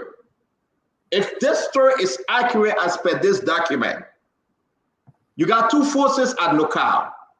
You got the CEO Swakoko Dennis, Azango, and the rest of them. That one group. We call them the NPFL. You got the other group, the board chair, Appeton, Lydia, I think the other guy named Malcolm, and the rest of them. That's another group. Those are the INPFL. They are the independent NPFL. I want this to go into your mind. Two groups, two warring faction. Every ministry got two warring faction. Every entity got two warring faction. This is what happening. So Edward Appeton came and said, yes, our document, you've been giving us 3,000, we want 6,000 per quarter. The quarterly fee, we want 6,000. So do the math. 4 quarter, he walked away with 24,000. It's right there. And all the other members going to get 5,000 and they walk away with 80,000 because they are full members. There you have it. It's right there. It's clear. My fellow Liberians, if the math is wrong, this is from NOCAL. It's not from me. The certain fee, they finish eating 24,000 a year, which is supposed to be 12,000, but now they increase it 24,000. We move to the next one. Board member 1,000 sitting fee, and this is why it's troubling. The sitting fee 12 times they're going to meet, which is 12,000 for Appeton. I want to focus on Appeton and what he's getting. 12,000 plus 24,000 gave you what? People like to do the math, they'll say it's 36,000. We move from there. That's just the chairman. We ain't talking about the members yet. Subcommittee fees. Subcommittee fees, Appeton is on subcommittee too. And he must get $250. And they're going to meet 8 times a month. And this is what scared me. They will meet 8 times a month. Can somebody do the math? 8 times 250, how much? I don't know the Prophet Keep math. But can somebody just do it for us? That would be $2,000. If my math is correct, it will be 2,000. Yes, 2,000. So you're going to add on 36,000, 2,000. And guess what happened? 2,000 times 1 year. How much you got, Blendy? 24,000, am I correct? Yes. 24,000 add to 36,000. 60. We are moving. We ain't there yet. I want us to pause over here. Then we'll go to the $750. for benefit for each board member, $750 times the 12 months. And you do the math. That will give you how much?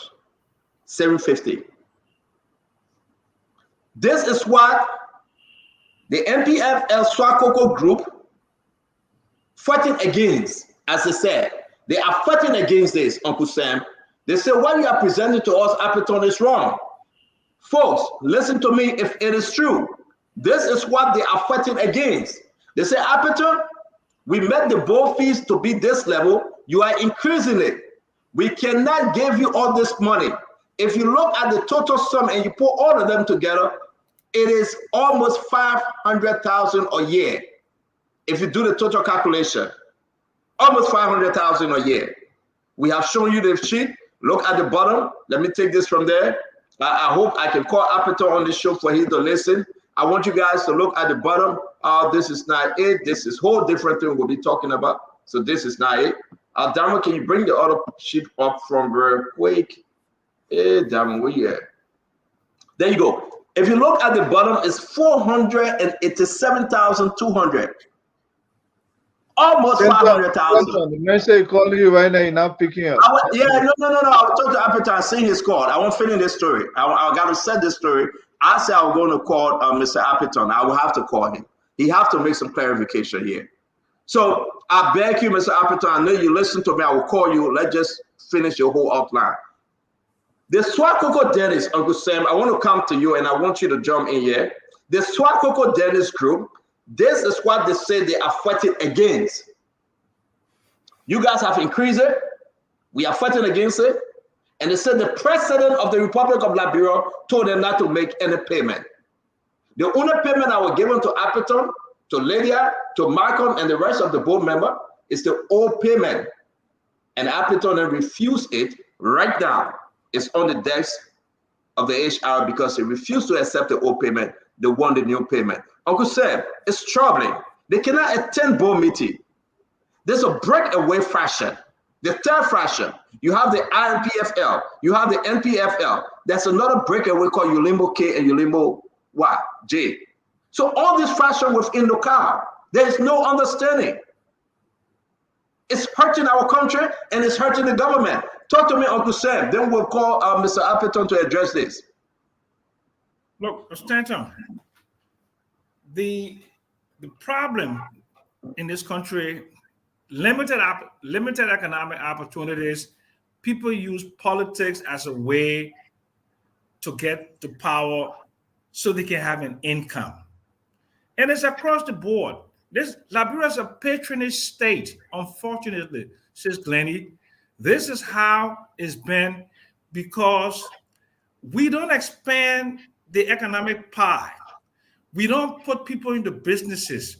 We don't make ourselves productive. Liberia is the third least productive country on the planet and the fifth poorest in terms of income. So when people support a political candidate that comes to power, it's their entitlement to now reap the benefits of that. And until we change that system, Stanton, it's going to be that way for a long time. It was there with the Georgia administration. In the Elling administration, NOCAL had a lot of money, but NOCAL went and had like 400 employees. 400 employees for a company that was no oil production, right? So this is just the way it is. And I hope Swakoko Dennis is sincere to stand her ground. And I hope she gets presidential support because there's nothing happening at NOCAL now. When they start making money, there's oil discovery, then maybe we can, get some kick. But for now, they need to run a lean and mean NOCAL because there's no money there. NOCAL has been ripped off completely. That's my position. Thank you very much. I think we have to bring in Glennie. Glennie, look at the numbers. She's still reading the numbers. As per the new document. Where are you listening? Yes. You guys can hear me? Yeah, Glennie, look at the numbers as per the new document, and I'm going to put it in the chat room. Changes were made. But I will be glad to bring in Appleton after you. I want us to hear from Appleton. But we are talking about 400, almost 500,000.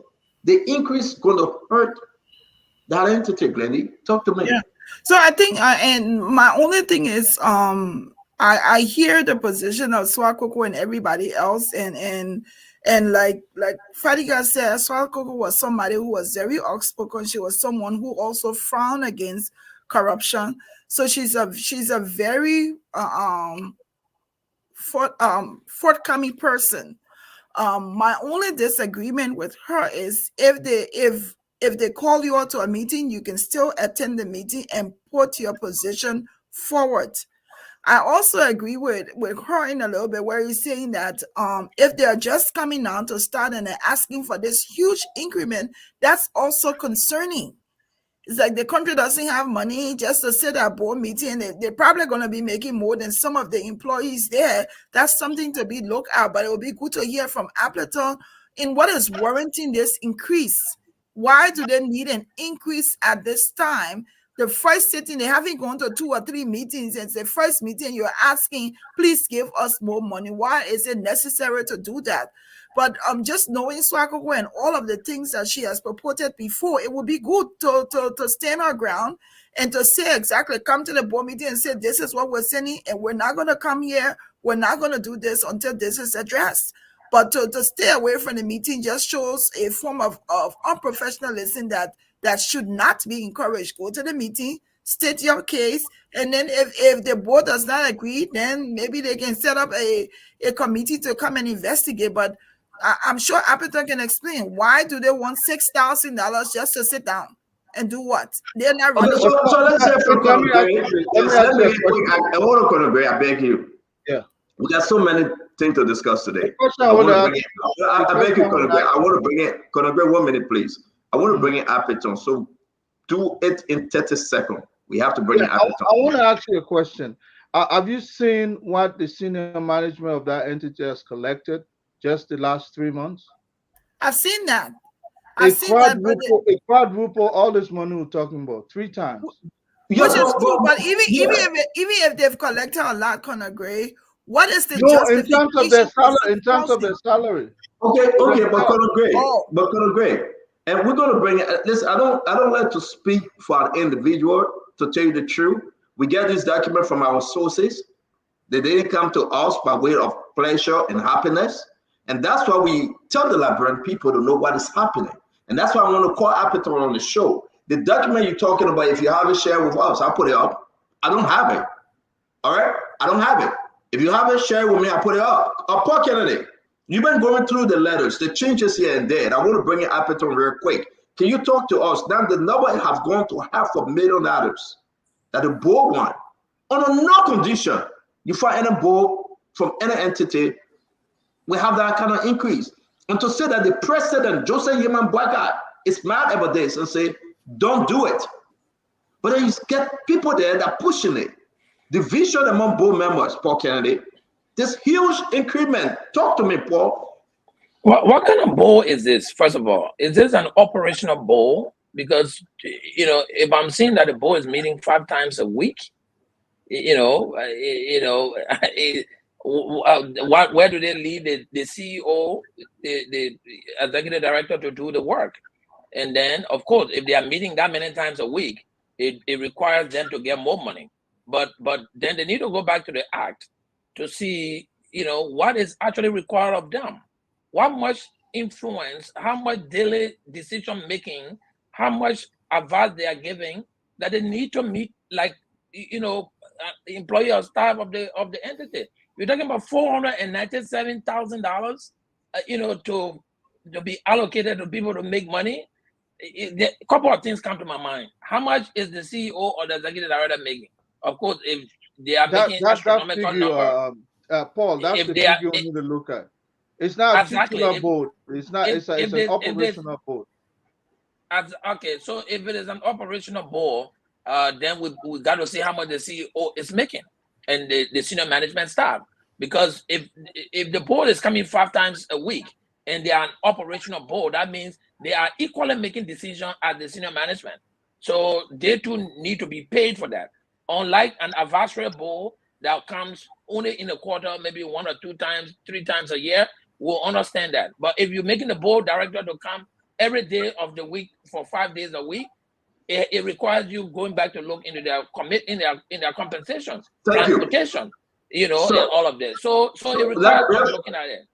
So Fadiga, you be the last now. I gotta bring in Apiton. I want to call him. Talk to us, Fadiga. The fee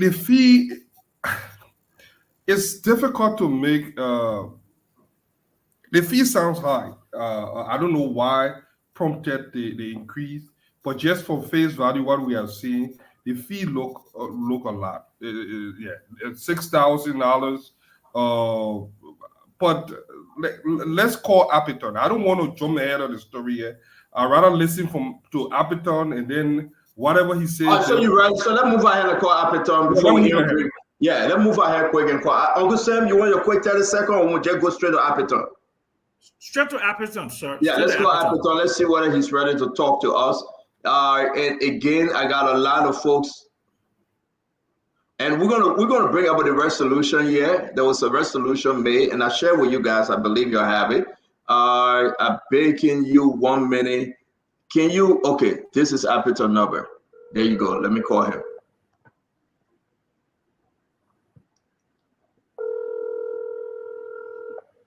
Ladies and gentlemen, share the show. This is Spoon Talk. We want your view. I'm going to have the board chair, Mr. Apiton. Is that okay to bring you live on Spoon Talk, Mr. Apiton?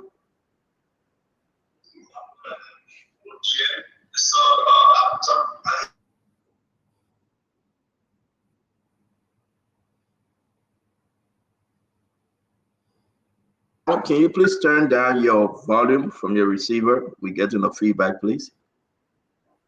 Can you hear me now? I can hear you loud and clear. Thank you very much, sir. It's good to have you. Thank you very much. The board chair, Damo, if you can please put his name up. We are speaking of Mr. Apiton, board chair for NOCAL. I think you're following the show.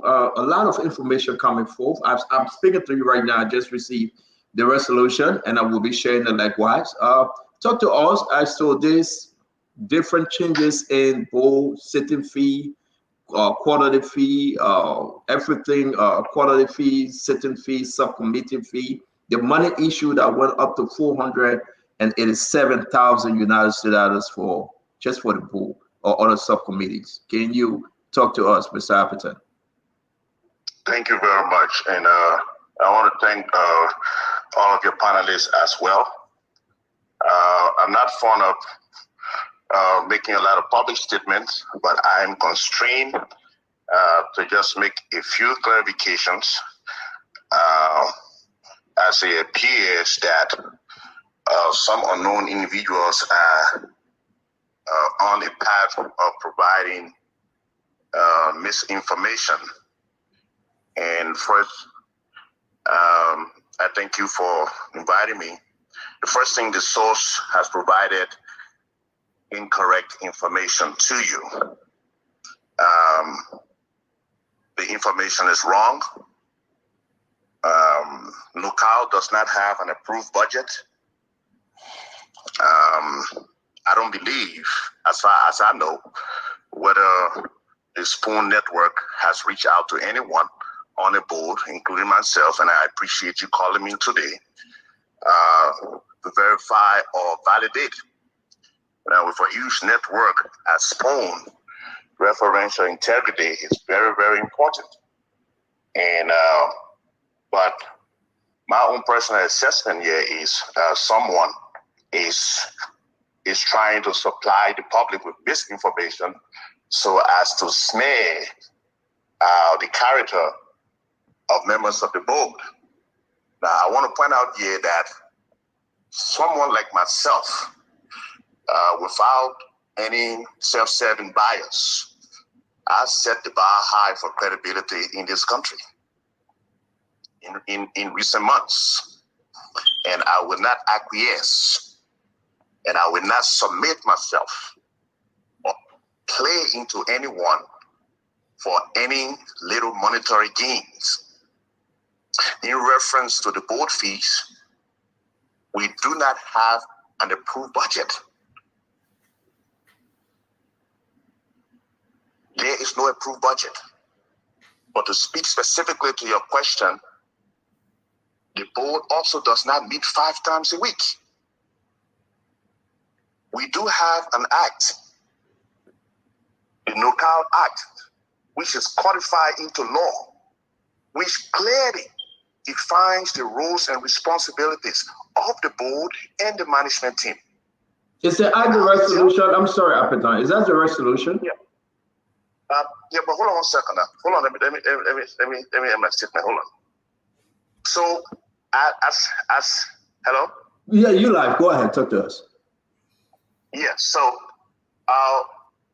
there has been no point in time with the members of the board and with me being the chairman that we've ever concocted or any time to ensure that we can benefit or take the company's money.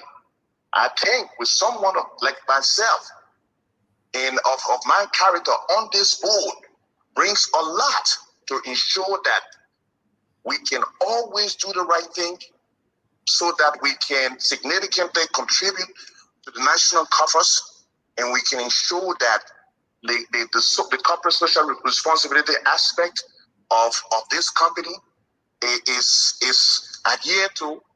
But for someone now to reach out to Spoon and to sell this kind of information that the board only desire is to make money and to provide information highlighting board fees outside of an approved budget, that is something I think you should look into.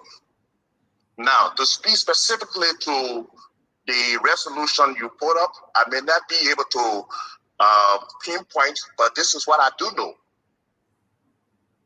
We did provide information when we were appointed by the president. We did review the structures initially, and the board had to meet in order to bring the senior management team and the CEO up to speed. And this is an executive board. Okay, this is not an executive board. We do not work full time. Okay, the board is the governing authority. And what it means is we provide management oversight and direction. And we have the responsibility to review every document, every move, every contract, anything whatsoever that has to do with the company to ensure that based on a strategic direction and a strategic plan that the company is performing and doing what it's set out to do. That is our role. So we have, and personally, have no inclination whatsoever. This is not a full-time job for any board members. This is not a full-time job. In reference to the resolution about subcommittee fees, if you check any viable oil company, they do have subcommittees. They do have technical subcommittees. They do have corporate governance subcommittees, and they do have the administrative subcommittees. From the get-go, when the president appointed me and the other board members, we had to meet. We had to meet in order to bring the vice presidents on board and in order to bring the CEO on board. Now, maybe some people are not saying what you're supposed to say. They expect the board to meet for free. While it is true, these are times of financial constraints, but I think at the time, with the setting up of the subcommittees, yes, subcommittee fees were put into place. But after that issue was raised, we thought it wise to go ahead and pass a resolution to suspend the subcommittee fees. So yes, the board fees, if you were to do a comparative analysis to salaries, you will see that it's a drop in the bucket. And we don't meet 5 times a week. Appleton, sorry, sir. I was sorry, Becky. Let me interrupt you because we want to be very fast on the story, but we want to be accurate. Damon, if you're in the studio, can you come on, please? If you're hearing us, you're in the studio. I want to ask you, Appleton. It's always good to have you on. I'm confused. At first, you deny everything that we just said and said someone is misinforming us. And now going through everything you're saying, you are confirming what we're showing to the folks. So I want to give you a chance. Let's take it step by step, line by line, precinct by precinct, little here and little there for the understanding of our people. Please allow us to. I'm going to put this up. First of all, I will ask you, have you received a bull fee? Or have you received your bull fees? Whatever the amount is, your bull fee, have you received subcommittee fee, sitting fee, any fee for any matter? Have you received any? Well, this is we received, or I received a sitting fee. And how much was the sitting fee, sir? Okay, well, in terms of getting into the records, to my recollection, we did receive $450 sitting fees, and at one point we received $900 sitting fee as well. For 1 month or for one sitting? Not for 1 month. They were for various months. Okay, so let's understand.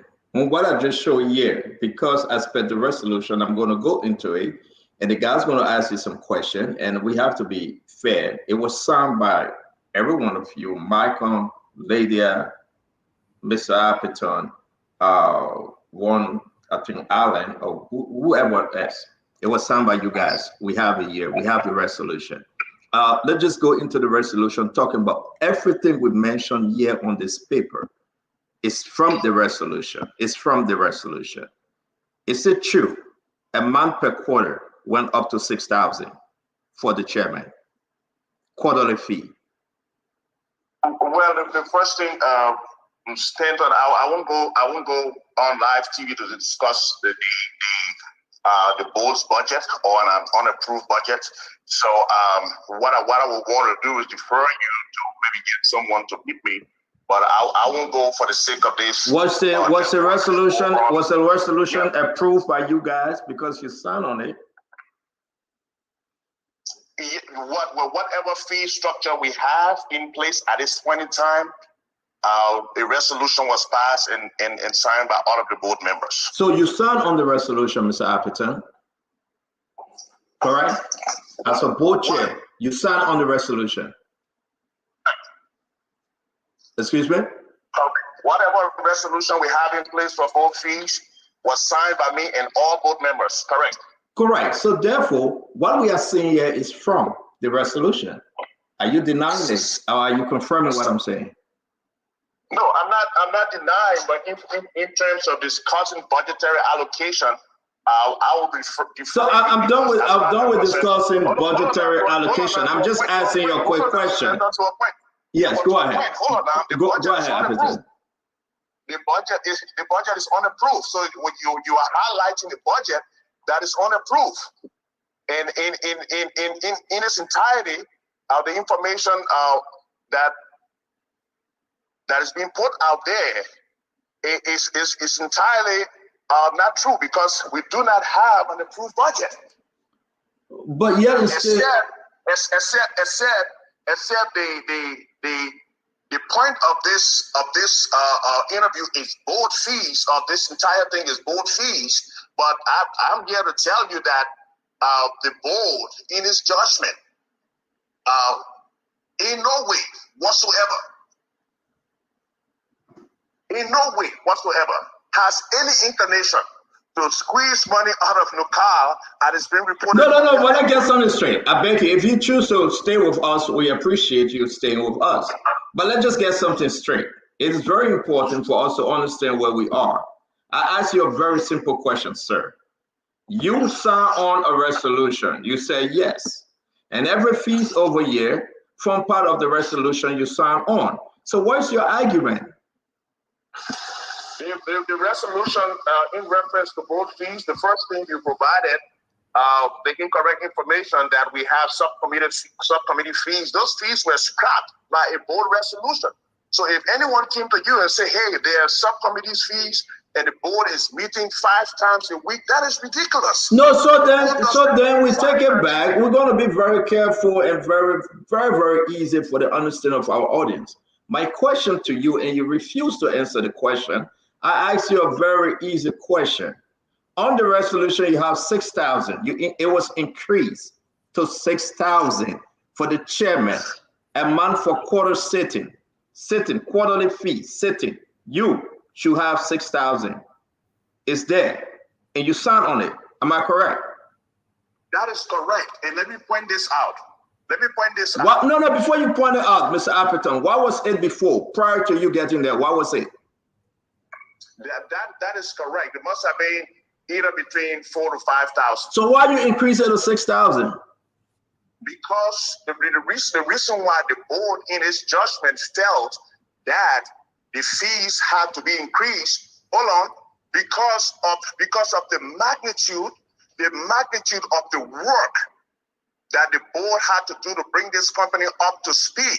Then the supplier of your information did not tell you. The board had to meet regularly, and this very board waive many of those fees, because if we were going to I'm not talking about many of the fee, Appleton. I back you. No. I don't want us to spend it, sir. So I just asked you. I told you let's do this step by step. You said no. You don't want to speak to it. I'm asking you why you increased the fee from 3,000 or 4,000 to 6,000. Don't tell me about the other fee. Let's talk about the quality fee. Senator, you asked the question and I provide the answer. Is that fair enough? Yeah, but I don't want you to talk about other fees. Let me provide the answers to you so that we can go all over the place. Once again, the board in its judgment, and given the magnitude of the work that we found ourselves doing, the board felt that it was in the best interest to ensure that the fee schedule is commensurate with the work, the magnitude of the board's work. And the rationale and the calculus was not to put money in people's pockets. It was only based on that the board had given a little uptick in the fees. And don't get me wrong, this is a board's resolution. There's no violation here. This is a board resolution that is spelled out in the act. So the board, in its good conscience, had put the fees, set this fee schedule commensurate with the kind of work that we find ourselves doing. And all right, I'm not going to ask other questions. Let me bring in the rest of the guys. Appleton, we appreciate. Because I'm running for a meeting, I got 2 minutes, but I will entertain any questions for any. Thank you. That's why I want to bring the rest of the guys. For me, let me just move on. Paul, can you comment one question? Thank you very much, Mr. Appleton. Good evening. This is Paul Kennedy. Not bad, big brother.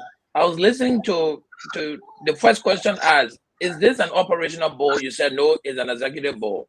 But then you also asked, how many times do you meet? Do you meet quarterly? You said no. To bring the organization back to power, you are meeting 5 times a week. If this is not an operational board, why are you meeting 5 times a week? No, we were not meeting. We never met 5 times a week. Okay. But within the board is there that y'all will be meeting 5 times a week. We said it's in the resolution. But it's in the resolution, though. It's there. Stand on. Maybe the resolution and the budget scene is proposed. But let me ask for clarity.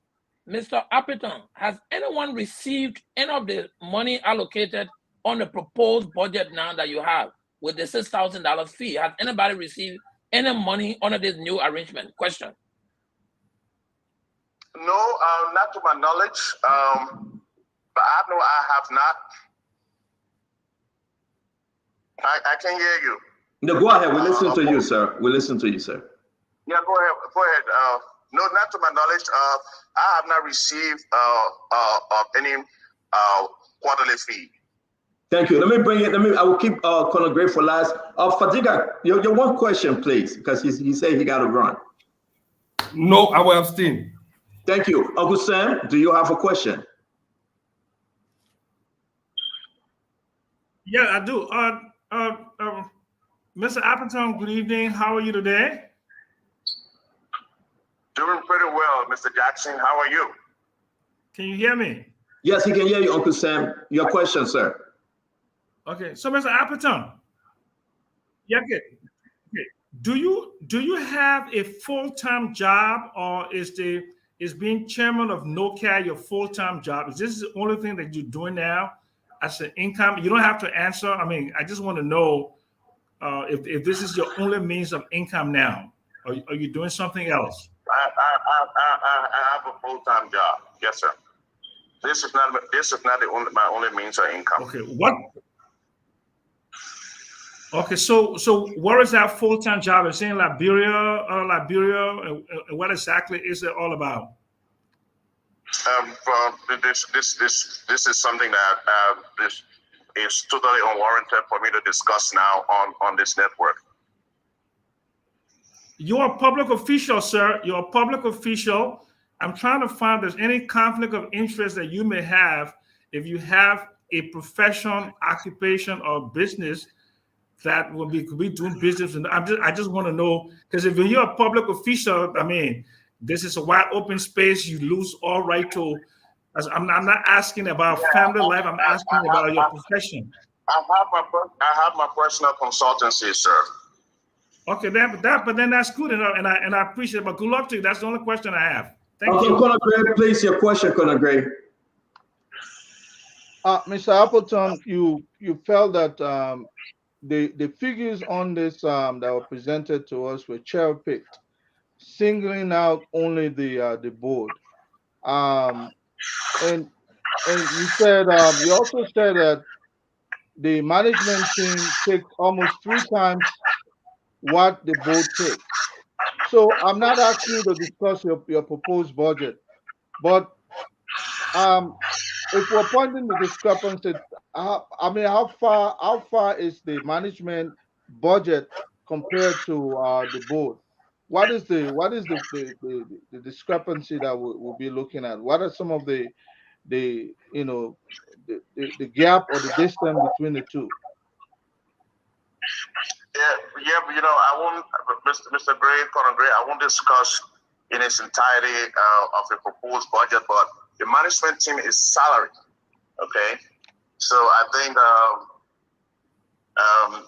they may be receiving on the average, and I may be wrong, but these figures on average between 10,000 monthly for the CEO and maybe 8,000 for the senior management team, and that is plus minus, and that's on a monthly basis. But this is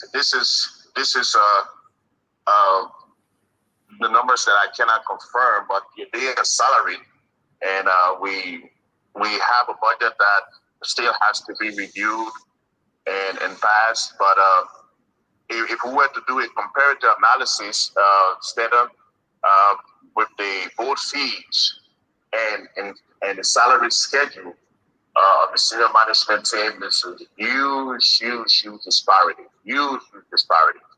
I think the board fees are commensurate with the kind of work that we find ourselves doing. So yes, there is a disparity between a huge disparity between the board fees and the salary schedule of the senior management team. Thank you very much. I know you got to run. I hope we can have you for more discussion, but thank you for joining Spoon, sir. It's always good having you. Yeah, Mr. Spoon, thank you so much. Thank you so much, and I appreciate you inviting me. You're welcome.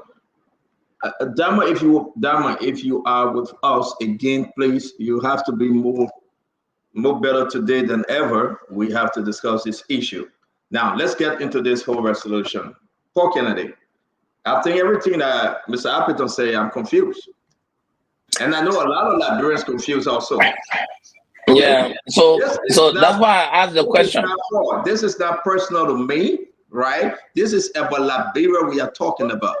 I am confused, and I want Liberians to know and just go through what we presented to Mr. Appleton. He cherry-picking the conversation. I can't answer this one, but I will answer this one. It's in the resolution. Have you gotten paid?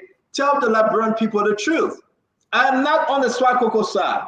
I am not on the Appleton side. I am on the Liberian people side. Swakoko made 9,000 and some change as a CEO. That's what she made. If Appleton trying to raise the fee to make close to what Swakoko made, it's up to him. But this was rejected by the executive management. This was rejected. This proposal was rejected, Colonel Gray, that the increase in certain fee, in quarterly fee, is too much for the country to bear. Let me put this thing up. What the board doing so much that they increasing the fee? He said, oh, we're doing a lot. Look at this, he agreed. Quarterly fee increases, 6,000 per quarter, 24,000 of the back. Certain fee, they increase it. 1,000 other, they're going to meet 12 times. $12,000. That gave you $36,000 US dollar. Appleton going to be getting a year. We come to subcommittee fee. He agreed that they must have a subcommittee, and they put themselves in the subcommittee. Now, you are there as a chair. You are there on certain fee. Then you there again on subcommittee. And they're getting $250, which is $2,000 a month. They're going to meet 8 times. That another 12,000 added to 36,000, that's 48,000. You got the board member, the benefit, $750 per month. And you do the math for 12 months. So they are working with a little over 60,000 as a board chair a year. Let's do the math. Can somebody divide 60,000? 12, that will give you 5,000 a month.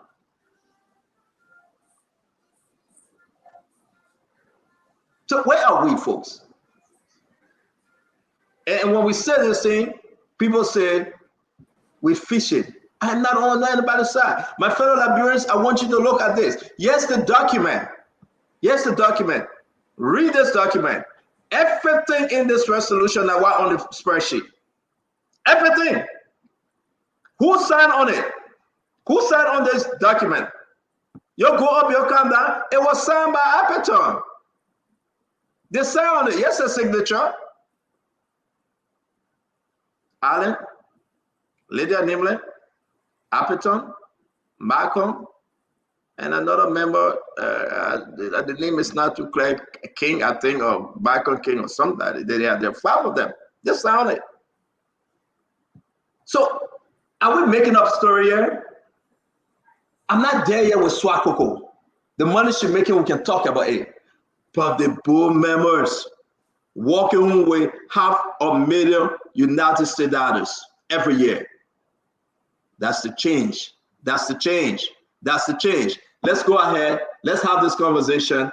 And then we have to flip over. I think the Liberian people can decide. Paul Kennedy, real quick, welcome to the show. Ambula, we'll come to you after Paul.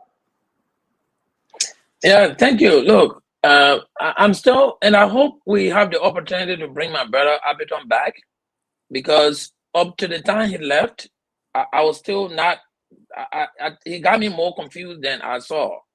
Because we have a resolution that has a signature.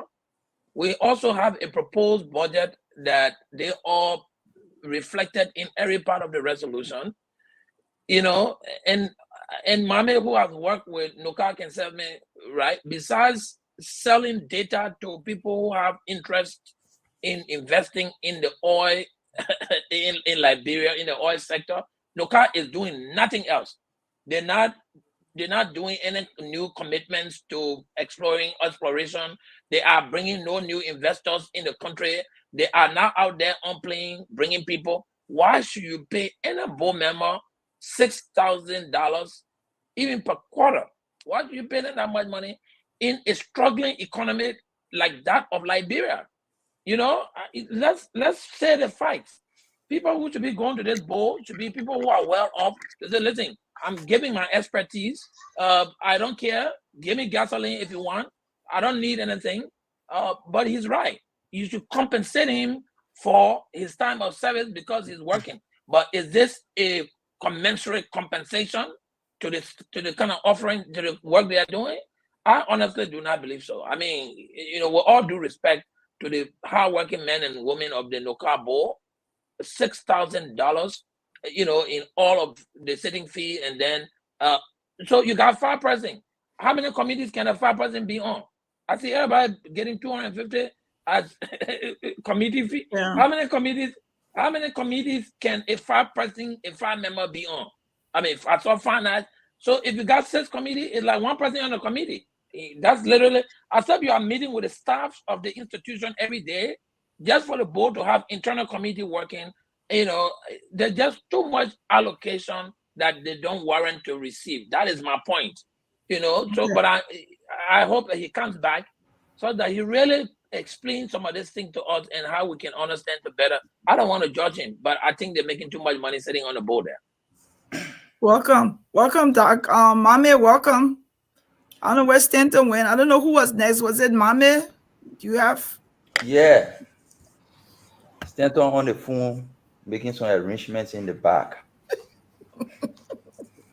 Go ahead. But yeah, I will say a little bit about the NOCAL thing, and then I will talk in a more broader context about how state-owned enterprises in the country have been misused historically and even today, how they're being used as a cash cow, and what we could do to address it.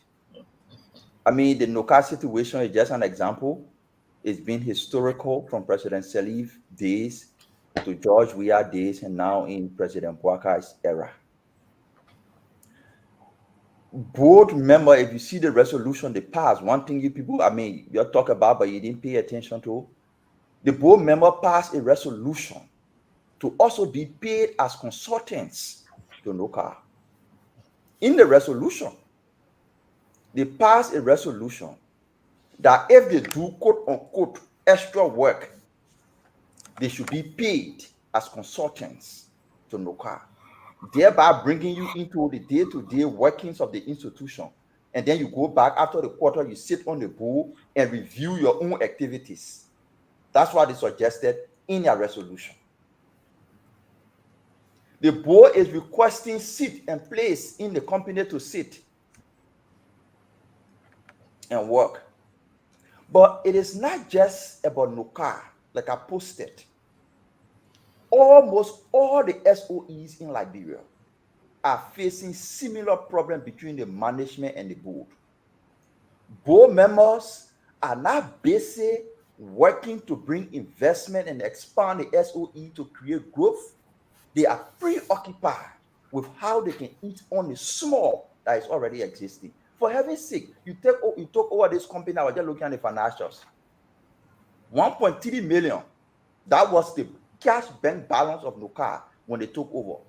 On that 1.3 million, they had 600,000 liabilities to pay, immediate liabilities on rent and the quote-unquote head office building. That excludes salary arrears and other arrears. So they had like 700,000. You take over a company with just 700,000,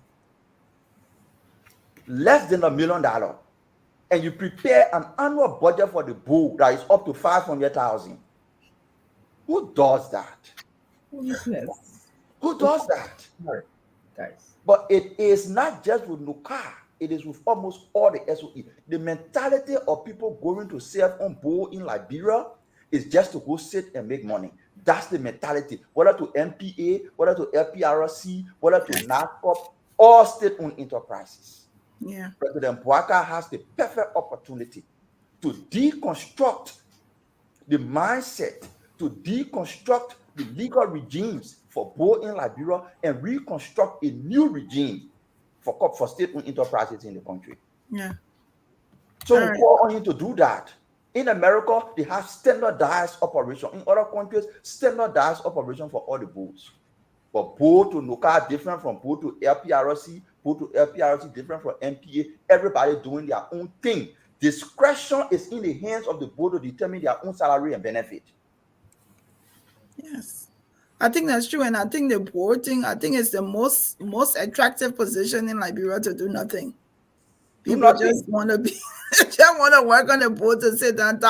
Dr. Francine, welcome. You have anything to add to the conversation? I turn it over to you. Yes, I do. I came in the middle of, I believe, Mr. Appleton talking about the fees, and Center has showed a graph. I am just disgusted, okay, and I'm very serious about this, that people will sit on a board. They're supposed to be public servants, okay? That means that it's supposed to serve other people.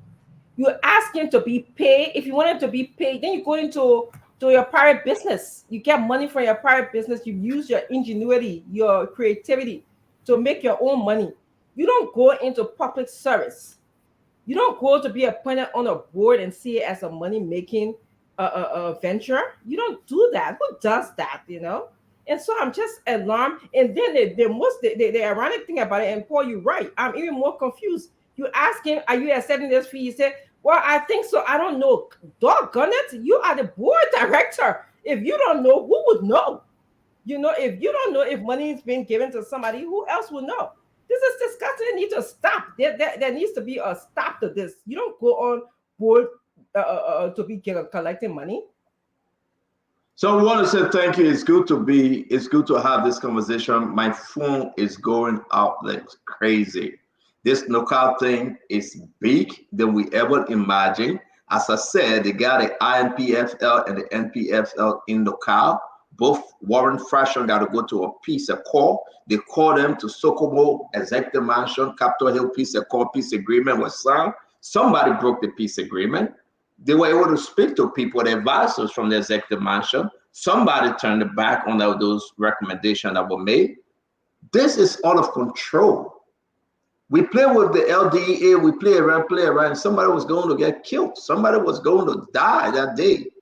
The famous video we have from LDA. We are walking the same walk today at NOCAL. This is embarrassing. We went to National Bureau of Concession, NBC, right, Mohammed? We got, how you call him, Bill Clinton and Edwin Dennis. And after today, they are fighting again and again. This thing got to be addressed. It's serious. It's not Spoon bringing it up. If you don't bring us your situation, we're not talking. I said, when I see something, I will talk it.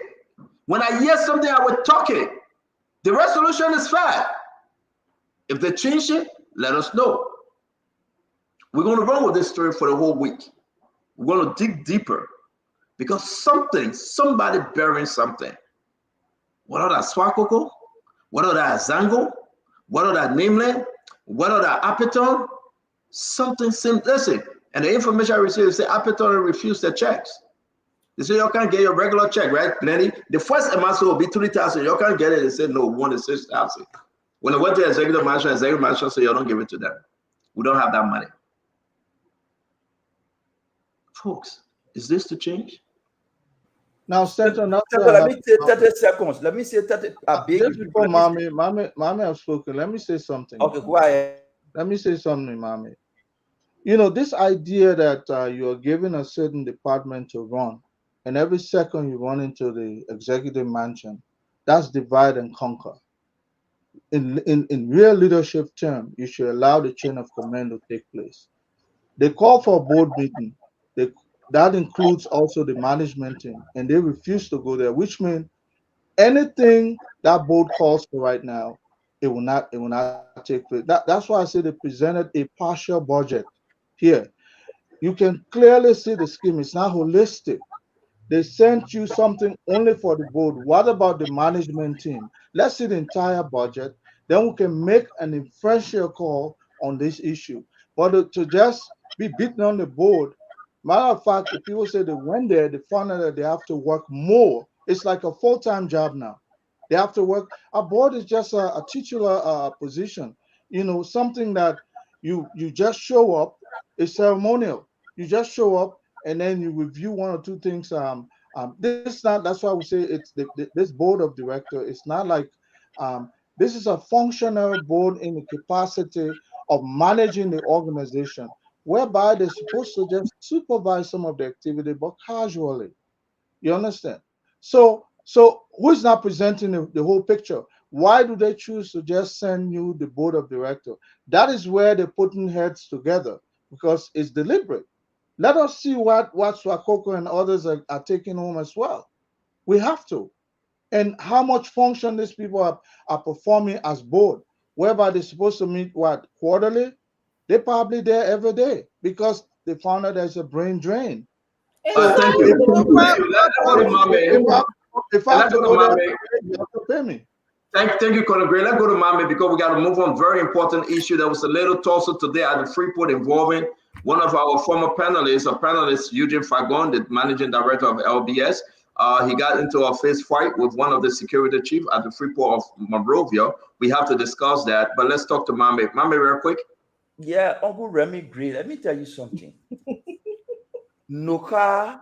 Well, my report, you forget it. NOCAL is the only work NOCAL is doing since they separated NOCAL from the LPRE. There is no oil company in the country. The only thing they do is they sell data. Who sell the data for the country? TGS. 100% manages and sell data on manages, market and sell data on behalf of Liberia. NOCAL only receive the share what the government is supposed to receive. No oil company in the country. So what kind of work you doing? You don't justify to us, to people like us, that you're doing work over time.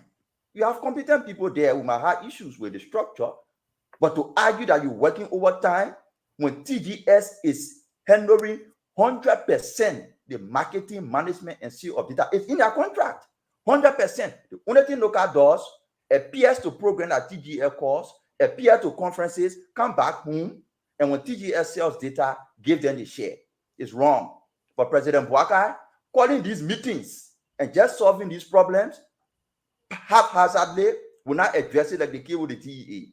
You need legislations, you need laws, you need executive orders that these people will go by. If you don't do it, we'll come back here 6 months to talk about people shooting themselves at NOCAL as we saw to the TEA.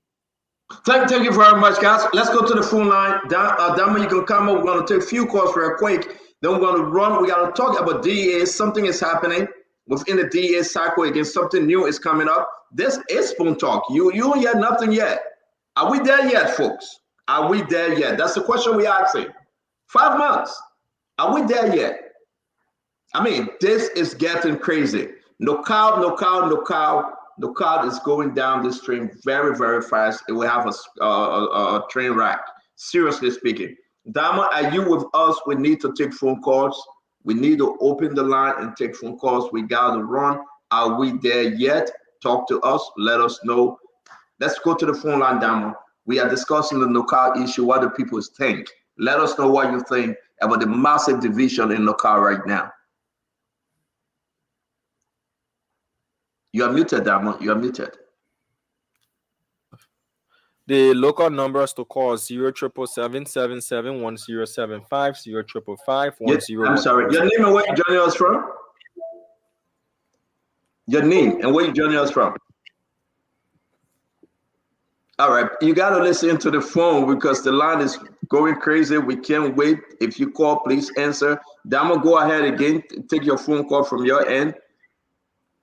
All right, let's take this person here, and emphasis is strictly on the NOCAL issue. Hello? Hello? You live? Go ahead, please. 1 minute. I'm calling from Bonanfan FDA. Go ahead, ma'am. Okay. About the NOCAL business, the DA business, we are still seeing the boys around smoking. Doing all type of things, the DA people get kind of great as they carry this. Then they can't even spend 1 hour or 2 hours and you see them by then they go with it. So they think they're embarrassing us. Thank you. Thank you. We will talk about DA. We got a lot coming on DA. Let's talk about NOCAL. She's right. She's right. Let me take this one down. Your name and where you joining us from? Musu. My name is Musu. Musu, talk to us real quick, please. So, Musu, you got to talk to us. The phone is going off. Talk to us, man. okay, so I am very concerned about Liberia. It's like to become a board member. Oh, I don't know why. Okay, something wrong with your phone. Your name and where you joining us from? Yeah, hello? Yeah, talk to us. You are live on Spawn. Yeah, my name is Alex Brown. Good, Center. Are you going Nicodemo or what? You don't want to give this government a chance to even work. I'm a Nicodemus. I travel at night. You brought this government to power. Give them chance. I'm gonna give them chance to steal. I'm gonna give them chance to lie. I'm gonna give them chance. Get all of my phone, man. You'll be the first person I kick all of the phone. I should give the government chance to exploit the nation. Is that what you're saying? I should give the government chance to exploit the nation. Are you serious? Go back and see the suffering of the Liberian people, then you come back and talk nonsense. I'm gonna give the government chance. Put rogues in the government to steal. You telling me to give the government chance? Damn, let's take phone calls. 077771075 0555101. We bring the government to power. Someone give the government chance to steal from the people because we brought them to power. What kind of foolish man is that? I don't want to get angry on the show, but don't call my phone and talk nonsense about giving government chance. With the tough skin. Don't get angry. Go ahead. But when I'm boom breaker, you can't get angry. No, I can't get angry. I will bring the man home. Hello? Even you got angry. What's your take on the NOCAL situation? I want to get one or two questions to ask. The question is, for every turn to date, what is NOCAL producing? What is all the farming? And why people must say, like, how NOCAL getting that money? Because if you're not benefiting anything, I think you have to pay some 6,000, 7,000. So that's the question. What is getting from Liberia? All right, thank you. Let's take this next person quickly. Hello? Hello? Let's hear you out. What's your take on the NOCAL? Thank you very much, man. It's me, Roger Matari. I just called to contribute to what you said. The issue that I had to do with the both increment of fees, I don't think this is why, the ordinary Liberian interest should be first. But I'm very surprised that Mr. Atherton could not even defend the board resolution. He just flip-flopping. But let me just say my to the management team headed by on Dennis for being talk on issue, because the thing is just about all Liberians. Okay, sir. Thank you. Because he even inflated the amount that I got somebody here, Diamond. Let me take this one. I'm sorry, we have to leave you at that and take another person. Where you joining us from? This is Jerry James Dobie. I'm calling from Springfield, Mass. Are you got any class, CEO? Jerry, go ahead. We can hear you, sir. Thank you ever so much, CEO. You see something, you touch something. Some of our 2 cents you can bring where go hire our women and successful. Start embarrassing the government. You're gonna start embarrassing the government. Before our 2 cents into rating, our people listening to all who were successful in the process, they should be our women alone. Thank you for the opportunity. Thank you very much. Let me take another one. Your name and where you joining us from, please. Your name and where are you joining us from? Hello? How you doing? Go ahead. Talk to us. Your name, please. Yeah, my name is Emmanuel Martin. I'm calling from Liberia. Talk to us, sir. Hello, Stanton. Let me tell you something. I just how you talk it down too long ago. Liberia is a mess. It is a mess. I do not know how to classify. All I can say for Liberia, no roads, no water, no electricity. You even drive on a Rubber International Highway, you will understand what Liberians are going through. Can you imagine we go to the airport, my daughter look outside, say, Daddy, why is it so here? We should be so ashamed of ourselves. I'm so disappointed in all those guys who are in our house. So the NOCAL issue, your take, we get to it, we got to run the NOCAL issue, your take, brother. Well, honestly, I had never started the program with you, so I just opened it and I want people talk and I just decided to follow the expression. Thank you. Thank you, my brother. Thank you. Be safe. Thank you. So guys, let's move on. We have taken few calls and you hear the people. This is very interesting. For every one of us, we have to contribute. This is about Mama Liberia. If you don't like it, you come back tomorrow, you'll find another show will be here. But I want to say to everyone, because we champion a new day for Liberia and brought the change that people so desire, you don't have the right to use that to exploit the Liberian people. Those of you in government, privileged to work with this government, in this government, for this president and the Liberian people, you do not have the right to use your position to steal from the Liberian people. We will expose you. We will speak on it. So don't say, Stanton, give us a chance. Give us the chance. I will remind you, inauguration fee, almost $700,000, caused people to die. And the open investigation, there's no investigative report. Give the Liberian people a chance. We can go down the line. President Joseph Boakai, the day he was inaugurated, he almost died from heat stroke, but gave the Liberian people a chance. Gave the Liberian people a chance. Sylvester Graceful stole money, and up to the time, no explanation as to who authorized him to go get money from the poor people in NOCAL. But give the Liberian people a chance. You want us to go down the line and explain? Give the Liberian people a chance today. We got 30 yellow machines in the country. And now we can go to the lawmaker and beg for money after the machine arrived in the country. That you saying we'll give the Liberian people a chance? No, we will not. We will speak. They will hear us, and we'll talk about what is happening in our country. Don't tell me to give the Liberian people, give the government a chance.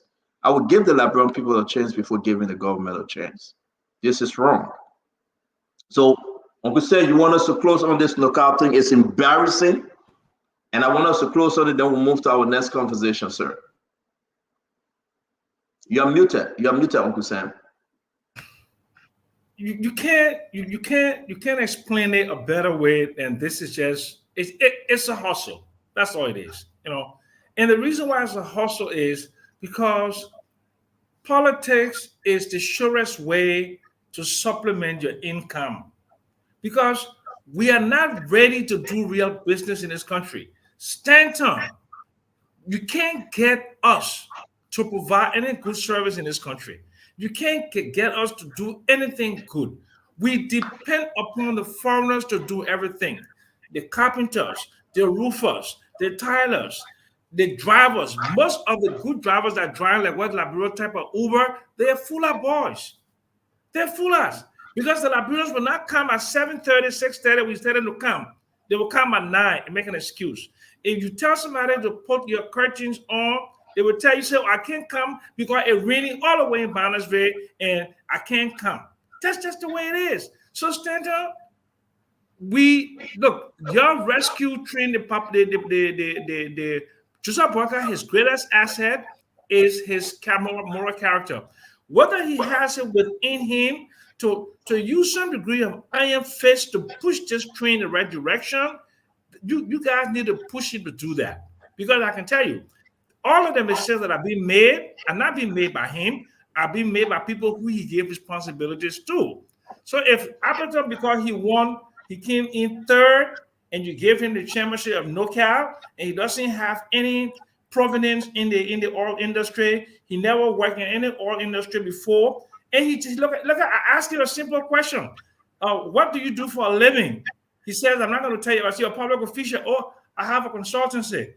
But you know, if you tell me we have an economic consultancy, financial consultancy, engineering consultancy, just consultancy, it's a hustle for him.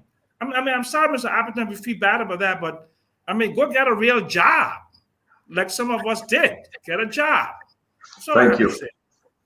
Thank you. We're going to move on to the next conversation. Wow, it's 6:40 already. Time can fly. I couldn't agree. I don't know why Fadiga and Glenny coming late on the show. This is embarrassment. So we can talk everything we want to talk. I want us to talk about the 45,000, which is important. And I want to start with you, Fadiga. I know you're in Liberia. You say it's troubling in the nation. It's very bad for our people. Fadiga, can you imagine the lawmakers within the budget, the land budget? We talk about how much they're making them more after we bring in Winfrey Russell for a few minutes. We'll go into our political conversation. But what I'm saying here, Fadika, is that imagine they gave them 45,000 each, and they're negotiating to have cars for less than 45,000. Is there anything in the law that say they can take the rest of the money home? Can somebody help us understand? Can somebody call on the show that they are eating the change? So the 45,000 for them, they can use it any which way, Fadika.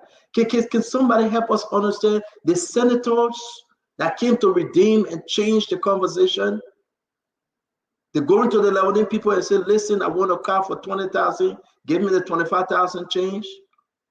Or I don't need a car. I will just eat this 45,000. What's the story of Fadika? Let somebody help us, please. We're not hearing you, Fadika. On mute. I'm trying to unmute. All right. Sometimes it's hard to unmute. Stanton, with the legislature, there are a lot of, I think there's a better way in, we deliberately choose to do it the wrong way for a reason.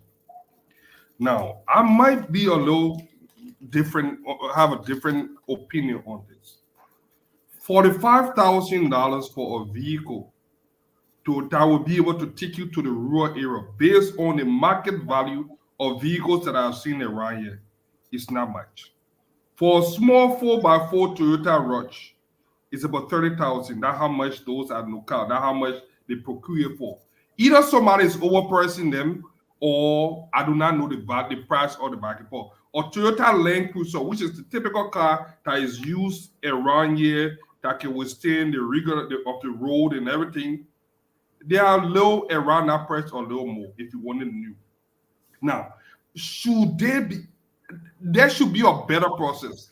Uncle Sam made a proposal the other time, which was very good. What if we lease it versus purchase it? Since they're going to be using it for 3 years. In America, 3 years are just about the time you can use it. They will still be able to sell it at a reasonable price after war and still get the money for who can lease it, so to cut down costs.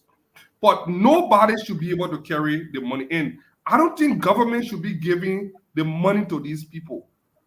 Especially with the salary and everything, I don't think people should handle the physical cash. There should be a proper procurement procedure. But like I said, everything is done in reverse here by design.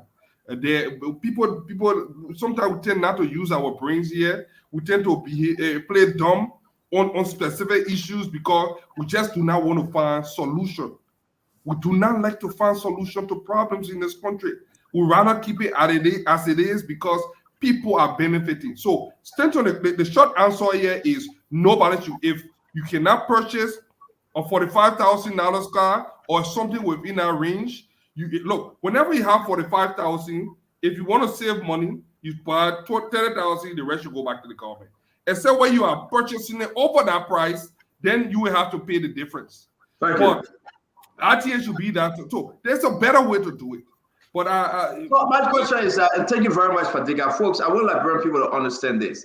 Massive stealing within the law, massive stealing. They make a law just to steal. Seriously. Mommy, let me come to you before we go upstairs to the rest of the team. Mommy, it's there in the budget. Give them 45,000. Are you giving it to them as though they must spend it any which way? I mean, what the line item say 45,000 for what, Mommy? It says, I think transportation allowance, equipment, something like that. They get some flimsy name, they call it. I will speak to that, but just 30 seconds because this is important. One thing we always do in Liberia and we need to do away from is we don't learn from the mistakes. In America, they don't make any mistake to spoil. We don't learn from mistakes. When NOCAL had all their problems and all the oil companies left, people came together, assess the situation, restructure the organization, and say until new oil company can come in, since TGS is doing all the work, employee at NOCAL should not pay by 15. Just to hold the company, manage the contract until new oil company can come in. That document is there, but we'll step it aside and hire full different VPs and all the people on the board. But to your question, Stanton, the lawmakers are taking the vehicles as their personal property after 3 years. Whether you buy 40,000, whether you buy 45,000, that is a different debate. People can make reasonable argument that our roads are bad. We need Land Cruiser SUV to be able to get into hard to reach places. It will be around 50,000, 45,000, depending on where you are. I wouldn't stand here on the show and argue that a senator or a representative should not have a vehicle to use. I wouldn't argue that. What I will argue is that vehicle is a government asset. That vehicle is a government's property. When you use it after 3 years and you feel that it's not fit enough to take you to where you go, retire it to government's asset. Government can make a decision on whether to auction it or to give it to other junior staff. But it is not for you. But the lawmaker intentionally put in the budget and describe it as transportation allowance so that they can take ownership of the vehicle or take ownership of the money. How do we push and get progressive lawmakers to begin now to argue that these vehicles are not our personal property? They are government assets. They've taken it from the vehicles, they've taken it to furnitures. They gave them money to buy furniture. Those furnitures are government assets. They take the money to buy furniture. When they leave in the legislature, they take all the furniture and carry it to their houses. Even if you argue that you bought more, it should be government responsibility to give you furniture. If you feel it's too substandard for you, government can pull it into stock and you can buy the furniture you feel comfortable with.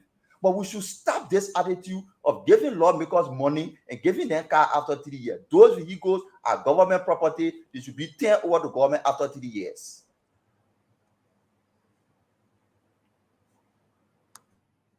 And for us to understand, Uncle Sam and Paul Kennedy, I want to reach to you guys before we go up. The whole vehicle thing, like, Uncle Sam, it's a 45,000 for the lawmakers.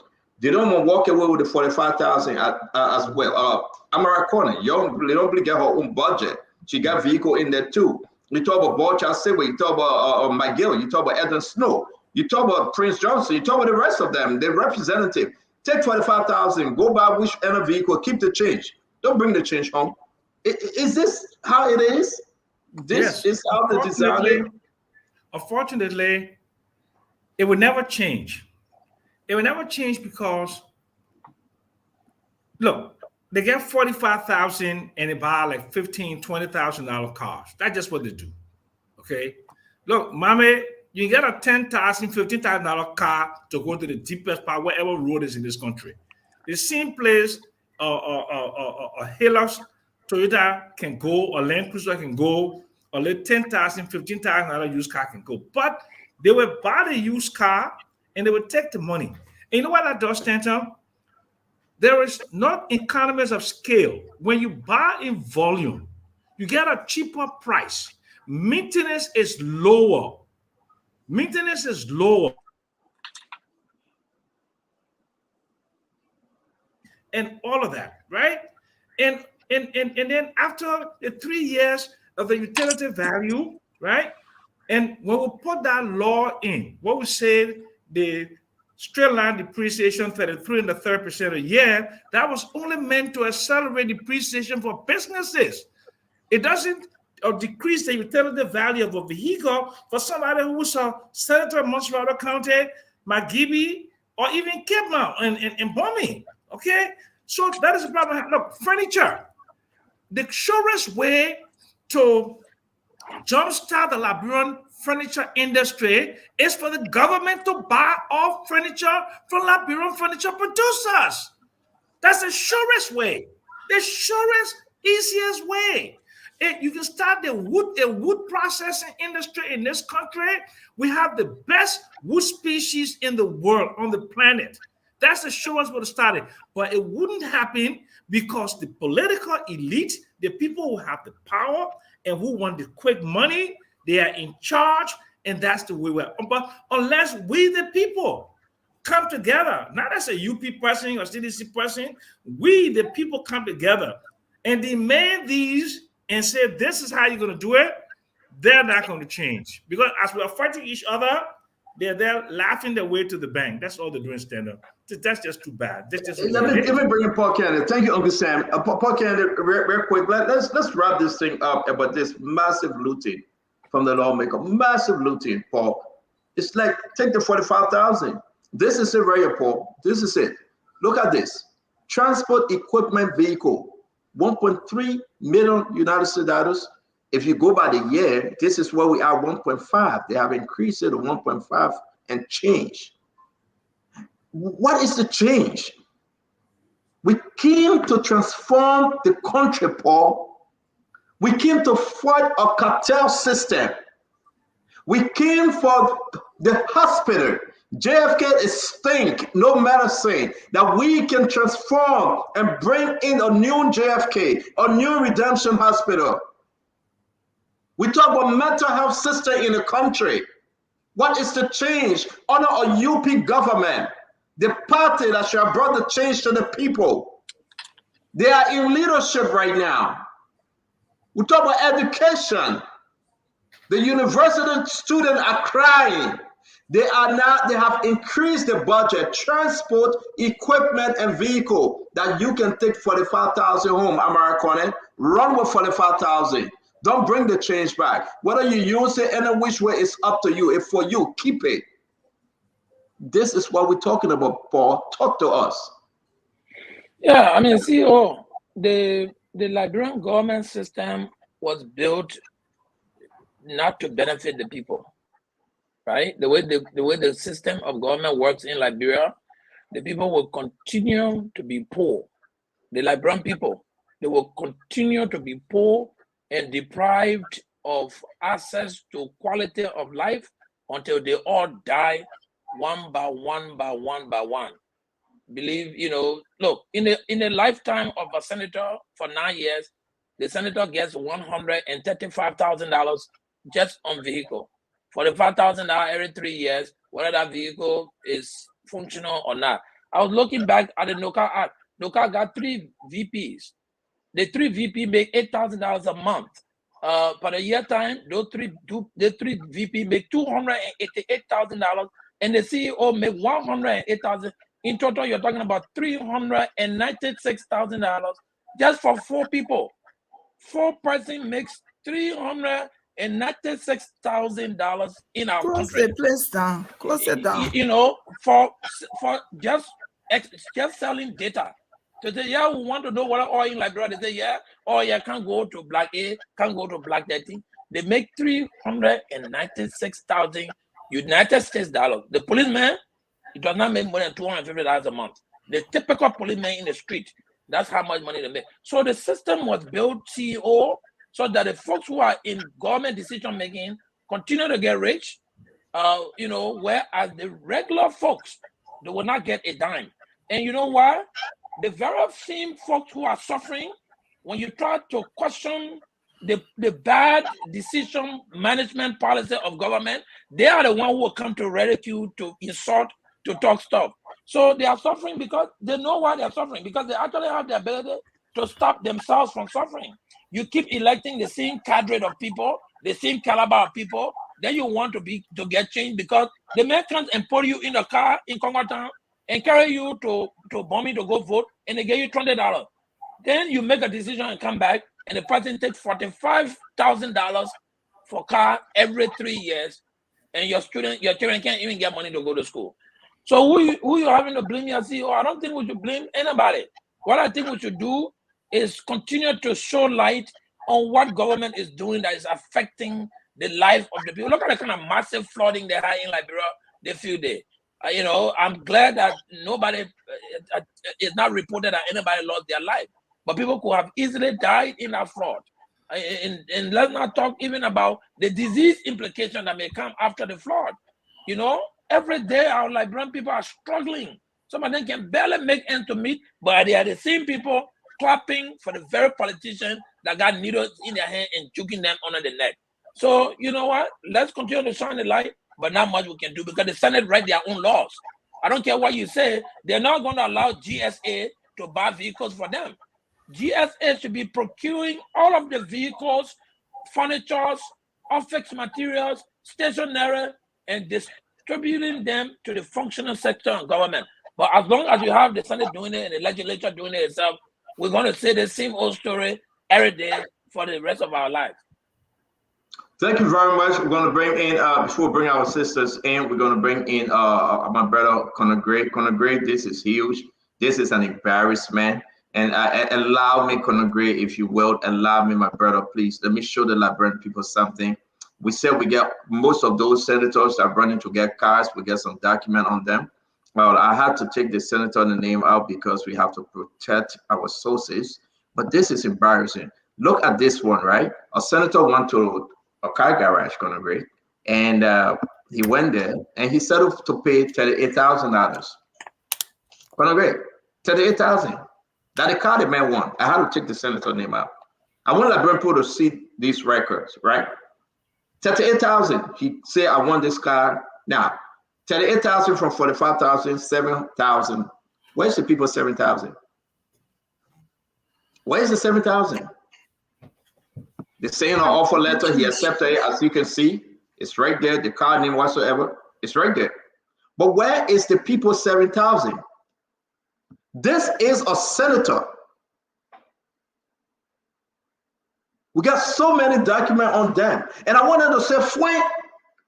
Let us say Fuen. Let we can say in Ukraine time. I dare you to say Fuen. I want all of y'all to talk to your lawmaker. Tell them to say Fuen. We'll bring the record up one by one. They can't. They can't say Fuen. They can't. What do you think up to now, those senators we trusted, that said we are the light, we are the alliance group. America is still hiding. The law is still hiding. They cannot speak on this issue. Butcher Saber cannot speak. He's muted. Edward Snow is quiet. Nathaniel Miguel is frustrated. Youngly is fighting Jeremiah Cohn, who's the leader for the Senate. Who controls the Senate? Jeremiah Cohn as president of the Senate or Youngly as pro tem? Who controls the Senate? Prince Moyi, completely crazy.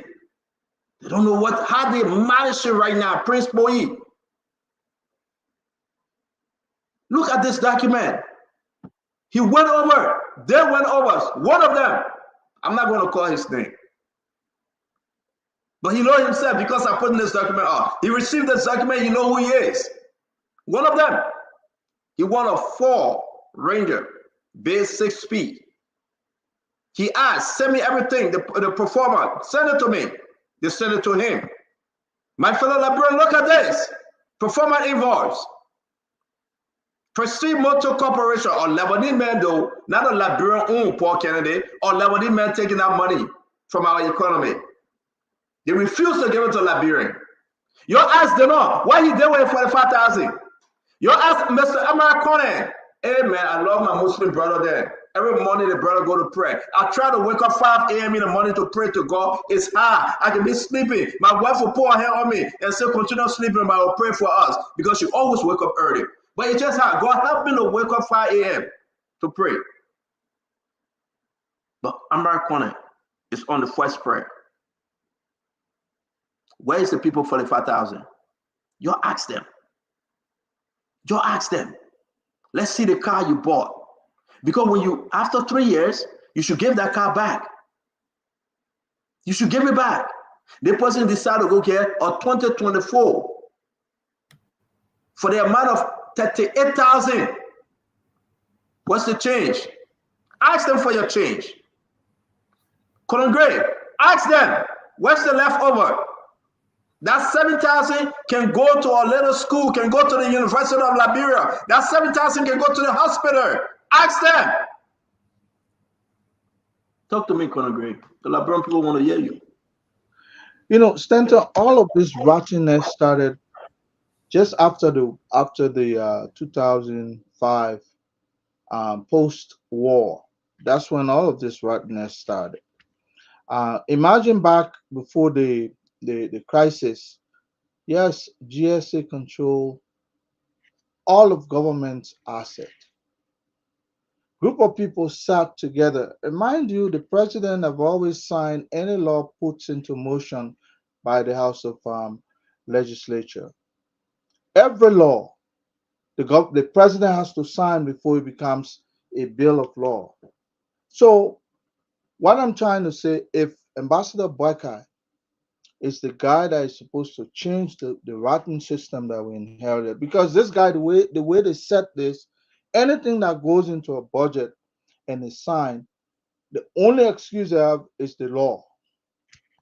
Well, man-made laws, we can reverse those laws that gave you guys so much, and if we revert to that pre-war, that pre-1980 system, Liberia will be developed. But the way it is now, only individuals will be shining, few individuals every now and then. So if you ask me, I'll say, in fact, let us go back and make laws that will revert some of this asset control, asset management of public sector management of asset back to GSA. We had one institution that were doing that. Look, if these guys will go buy a cheaper car, firstly, you're robbing the system. Because if GSA were to go buy those cars, they'll buy uniform cars and certain features will not be there. But since you want to use it mostly for transportation, not for luxury, you stick to something that will carry you back to your constituency. Not to go be playing with, wide some expensive, or gadget attached there, because they're thinking that that's their private property. People will make their choices. Some people are cheap anyway. They'll take most of that money to keep for themselves. That's why we have to. They have to revert that functional back to the GSA, and we should make that law. And the president should push for those kinds of things. Otherwise, say I'm not signing a budget. Why would you be getting 45,000? You rob government of 7,000-8,000 extra, and then you put it in your pocket. Then you buy a cheaper car, and then at the same time you're getting 45,000. It means you can get a cheaper car for 30,000. I know, cost of goods and services, especially vehicle these days, they've gone up. If you want to buy a decent 4x4, you pay good money. I agree. But you know what? If you buy mass, definitely they'll give you a deal, as Uncle Sam has said. We need to put this function back to the GSA. Otherwise, we're just going to be robbed. We'll not develop our country, man. Thank you. Glennie, you want to jump in? Thank you very much, Gonna Gray. Folks, again, we will get to the Fagon story. I know you guys asking us. I'm trying to reach out. We were able to speak to the security person that got involved with the fighting Fagon slap. You heard. As a security man, he cannot come on the show. All right, but we were able to get his side of the story. We want to reach out to Eugene Fagon to have Eugene Fagon's side of the story. That's the best thing we can do. But the story is trending on social media. We got no video. The information, well, it wasn't a slap. It was a slap. It was just a shovel, disagreement, whatever the case was. All right, just look into it yourself, and we'll reach out to Fagon, and we'll hear the side of the story if you choose to give us the story. Well, we'll continue with this truck. Glennie brothers and sister in the legislature walking away with 45,000. Let's see who she's going to defend this time. Glennie, talk to us. So I want to start back from Paul Kennedy, what Paul said about the fact that the flooding, we didn't hear anything about whether anybody died. We didn't even hear any announcement about the flooding from the government. So if we didn't even hear that, or we didn't, I don't know, maybe I missed it, or if there was not even a press conference to identify with those people, I don't know how we would have, who would have informed us. I don't think there was anything from the Ministry of Health. I don't think anything from the government of Liberia about the flooding, disaster relief. I have not heard anything, and these are the things that we have to be able to talk about. When your citizens are in a dire need of someone extending a hand to them, we expect our government to act. And so the fact that the government issued no statement, that President Boyka returned and hasn't said anything about it. I mean, we heard nothing about it. All we saw were the pictures. And whether people died or not, we don't know that. And I think that's so wrong for the government not to identify in these times of crisis when people are in need. So I would hope that we don't have to wait until Friday in the press conference before the Minister of Information or the Secretary to the President address this. I think someone needs to address it. Suffice it to say, that's the word I like to, those two words I like to use it because Stanton likes them. Why it may be true that these prices are alarming. I don't think, like I said before, whether it's in the budget does not mean that it's expedient to be used at this time. It may not be necessary. Some of the vehicles they have, this is a new government. The country is struggling. We'll understand. They'll say it's the law. It's in the budget. We have to use it. It's allocated. Those fundings can be allocated for other things. If you have a car and it's still working, if you're in the interest of the Liberian people, funds can be diverted to other things that would benefit the country. Now, if you're purchasing a vehicle, you have 45,000, you're purchasing it for 37,000 or 38, then the rest of the money should remain with the government, and you should not pocket that because you have made this decision to purchase something that's cheaper. But and it all starts from the executive branch. They're the ones who's making the budget. They're the ones. And if they're adding this stuff and it's bringing it to the House and the House is adding onto it and President Barker is signing it and he's passing it and these things are being passed in his legislature, then who is to blame?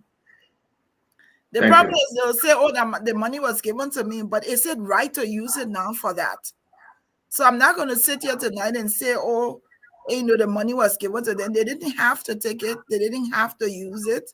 They could have divided it to the communities to be able to do things for the people in the communities.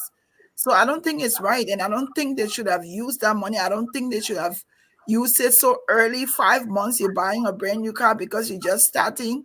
I don't think it should have been used so that some of them got 3, 4, 5 cars. Oh yeah, the bandit. You can. Thank you very much, Kennedy. But just to add clearly, the executive didn't put the car money in the budget. The lawmaker. I understand the executive may not have put it in there, but the executive starts the budget, and then that budget goes to the legislature. So for the legislature to even add it in there or to say this is what we're going to use and allocate that's not wrong. That's not right. That was not right. I like the second part of your argument. The president should have vetoed that budget and forced them to remove it. So, Dr. Richardson, let's bring you in, Dr. Richardson. So, I want to categorize. Let me announce real quick. Dr. Richardson having a big birthday party at her house this Saturday. She invited everybody, a very big birthday party for her daughter graduation. She never wanted to announce it, but I have to announce it. She invited everybody. It's free. It's open. I will be on the front row seat. The backyard is so big. They went to the meat farm. I will talk about it. They call it Burlington meat. So it's not bad. It's serious. It's on the 6th. Go ahead, Dr. Richardson. But you got to invite everybody, Doctor. The people want to know. I'll give them the address. I didn't tell you, I'm not like you, okay? Okay. Let me don't get distracted. I will handle this situation in the background. But you want to handle him? Yeah, I'll handle him. I will. I'll handle him. Mm-hmm. Yes. This situation is just horrible. I want to categorize both situations. The idea of giving somebody $45,000 for a car at this time in our country, when our country is looking for money, when our country is dependent on donors, is extremely wrong. It's alarming. It's horrible. It's stealing in broad daylight. It's corrupt. Okay, it's laziness. The people who supposed to who in charge of the finances, who are giving $45,000 to the lawmaker, they're very lazy. Do they all need 45? You're telling us that all their cars are broken. All their cars got problems that you need to change it every 3 years. Go out there and do your assessment of these cars. Do your own assessment. In fact, they shouldn't be driving these cars after working hours. They should come home and park it if you want it to last long. Let them use their own private cars. Why is it that during election time, all the campaign organizations, they can purchase pickups? Why is it?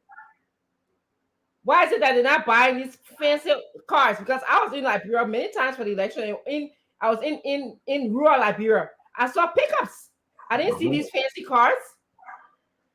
And I will assume, and I know those pickups because I asked, they are cheaper, much cheaper. And number two, you stealing when you're supposed to go pay $45,000 and you bringing money home. That's stealing. You go up, you go down. That's stealing. So on 2 occasions, we are finding these people are stealing. I denounce any of those practices. Both of those practices, I denounced it. It's very bad for our country. Yes, you can say the money is in the budget. Like Lenny said, she made a very good point. The money is in the budget, but must we take it now? When then tomorrow you'll be writing grants and proposal and asking the American government to come and support Liberia budget? No, we are not there yet. You are a public servant. And that ties into this bull fee. When I sit down here and read on Sunday for my class on Monday, I don't charge my university to pay me for reading on Sunday because I got to teach on Monday. That's part of the responsibility. You are a public servant. You're supposed to serve the Liberian people. You're getting paid for that. You tell you say you should get paid for every little extra thing you do or every little amenity that you should charge Liberian government for $45,000 of raw cars. Keep the cars home. Let it be parked. You sign them out. Then we'll know how long these cars are lasting us. Thank you. Dr. Richardson, thank you very much. So let's do something real quick. All right. We're going to close on the LDA. They're killing people like crazy. We got 3 deaths already, most recently. The guys then just going out there killing people because Fadika and A.B. Kroma is not on the team anymore. So everybody just killing now. The DA get only 3 guns. Guess what happened? Where they're taking the gun from to kill Liberians, we don't know. We are investigating. We'll come to it. Prince Johnson, going to his 27th year, right? Prince Johnson, 9 years. This is his 3rd term, if I'm correct. Every 3 years, you get Prince Johnson 1 car. You know how many cars Prince Johnson got right now? The first, he got 3. The second term, he got 3. That's 6. He That going would to be get 7 1, that would be cars. 7.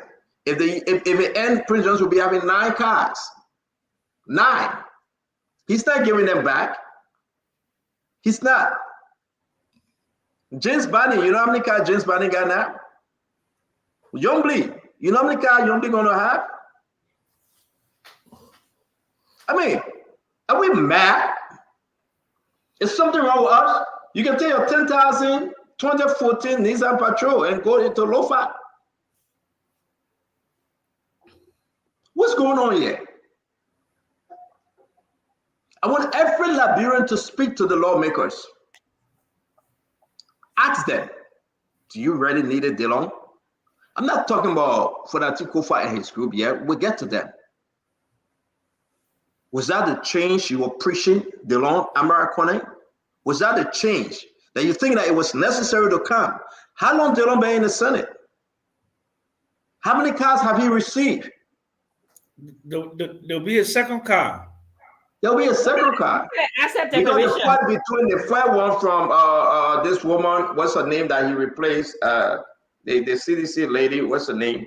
Somebody gave me her name. Yeah. And they didn't give it to him. They gave it to him. That argument took place. But there will be a second car.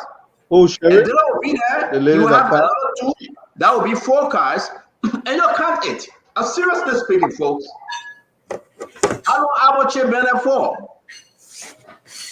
I mean, just think, for God's sake. If Prince Johnson receiving 7 cars today, 45,000 times 7, do the math. Don't give me perfect key math here, though. Give me actual math. Go on your computer. 45,000 times 7, 329,000. A perfect key math. Oh no, the perfect key math right there. Don't give me perfect key math, man. But the real math is 315. Yeah, 315,000. My mama don't do this thing to me. You give me a perfect key math. 329, but they want to. Yeah, they want is 315,000. You know what 315,000 can do for the people in Nima? Just to build a hospital, a clinic, school. You know what 315,000 will do for JFK today? I sent some folks to JFK today. It stink. It's dirty. No drugs. Every doctor want to go into the private practices. It's bad for our country. The lawmakers refuse to. They said they will never go to JFK to take treatment. They will go to Ghana. Some of them will come to America or Europe. Imagine, for the sake of God, folks. But those guys preach on change. Americana was finance minister. Americana got money. He farmed a loan worth over $7 million United States dollars. He can afford a 45,000 car. He should use the money for the people of Babalu. He should. He should refuse the 45,000. But he said that law is there for me. Miguel should refuse it. Miguel was the minister of state. He got money. He should refuse the 45,000. I mean, this is bad for our country. This is wickedness. And we sit there and talk. You want us to sit there and be quiet? Let me give you a statistic, I beg you. Uncle Sam, please do. Okay. We were doing a study with an international group one time, and we're looking at the budget and the cars in the post-war from 2006. At that time, I think it was like 2015, 16. And over $250 million have been spent in the government just for cars. So imagine now, this is 9 years later. 9 years later. So you're talking about moving up to like half a billion dollars. And $500 million is more than, I think, 10-15% of your GDP to put it into, dump it into foreign car imports. I mean, there's something, and there's something. If I was working with this European guy, he says, Sam, so we don't provide cars to our parliamentarians to take the train. And then, let's face it, none of the guys will take their fancy cars to any rotting road in the interior. No way, mommy. They will not take their fun car. That car there is used to take their children to school right here in Monrovia. That's what is done. And they'll buy a second car, $7,000 to $10,000. That car that they want, that will go all the way to Bopolu and all the bad places there. They will never, those fun cars, they will take it to go in the interior.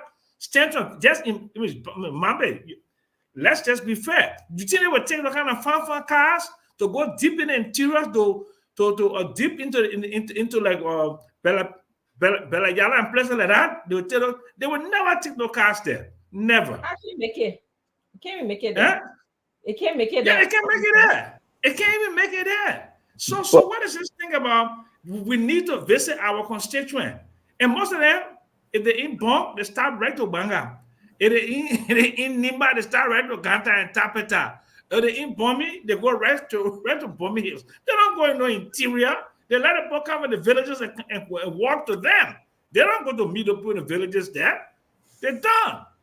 It's just a whole scam, my sister. Man, that's all it is.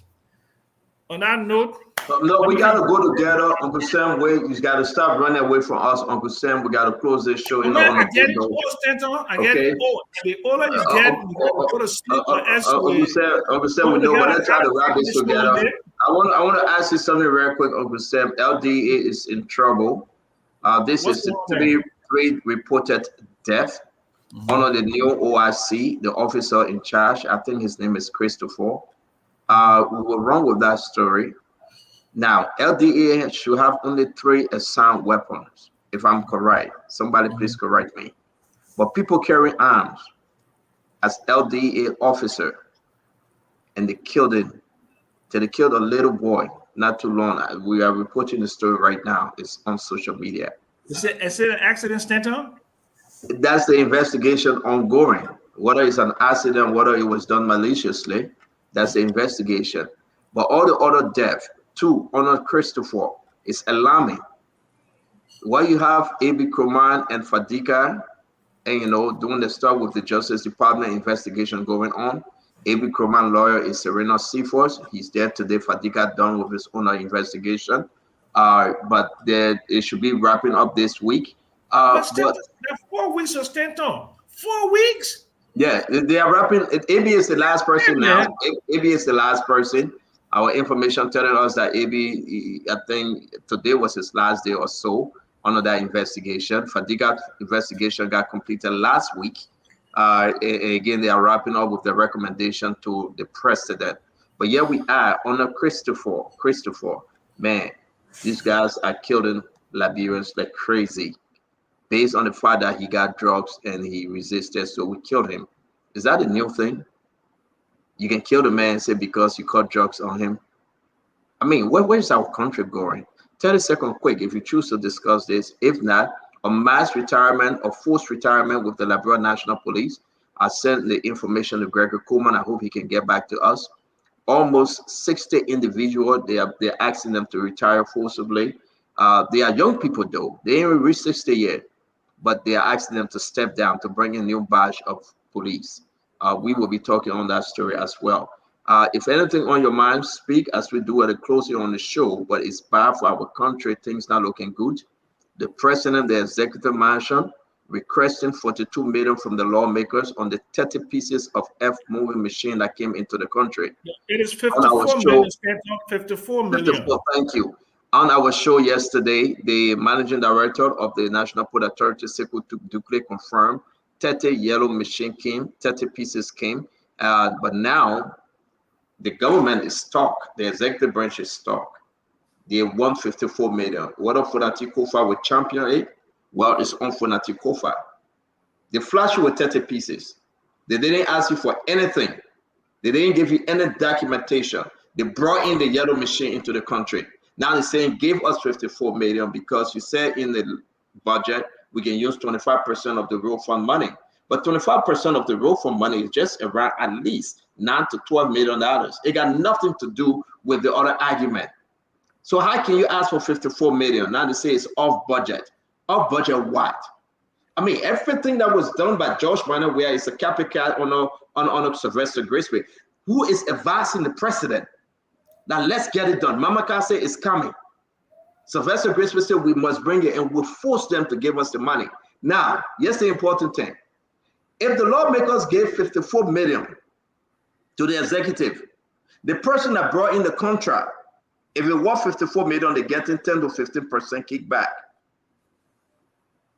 So can somebody do this math? We got to tell the Liberian people, if you give them 54 million for the machine, all of the machine that came in the country, and you say you will pay for a 54 million if we agree, Mamaka, Sylvester Graceway, whosoever brought in that company, we get between 10 to 15% kickback. How much would that be on a 54 million? So if you take it at 10%, it's $5.4 million straight up. That's a lot of money. Somebody just, whether it's Mamaka, whether it's Sylvester Graceway, they just walk with the 5.4 million. Easy money, no argument. Now, whatever this guy going to do for supplement, for transportation, and every long-term goal, the first thing off the bat, Mamaka and Sylvester Graceway walking with $5.4 million. The first thing off the bat. I wonder a person, Joseph Walker, know about this. I wonder the issue is that bring only 30. We flash the country. We flash the government. They gave us a 54 million. Then we slow walk the rest of the machine. I mean, it's a revolving door of massive corruption. Don't get it from me. Ask for Natikofa. That's a request. Ask Youngly. Ask the vice president. What is in the budget for road fund? It's only 25% they okay the president to use. So let me ask a quick question. Let's do a roundtable quick. Yes, let me ask a question. I beg you, Papa. Yeah. So who is the supplier? Is there like a middleman, like a vendor? And if it's a vendor, the vendor has to put his own profit on top of it too. Eh? But that's the reason why, Uncle Sam, they cannot release the document because they don't want you to know. It's like a blind man. Put the money in my hand first. Then I give you what I have. So for them to do it, they say we flash the Liberian people. In money changing, they call it dimension. If you ever talk about money changing in Liberia, they're switching that dimension. We flash you. That's how the police operate. Ask Glenny. When she get her late $100 during the war time for all to go cash it, they say the rate at 90 to 1. Then they say at $100 rate. They will flash you. If you go for the $100 rate, mommy, you go home with 50 to 1. That's the flashing the government is doing to the Liberian people.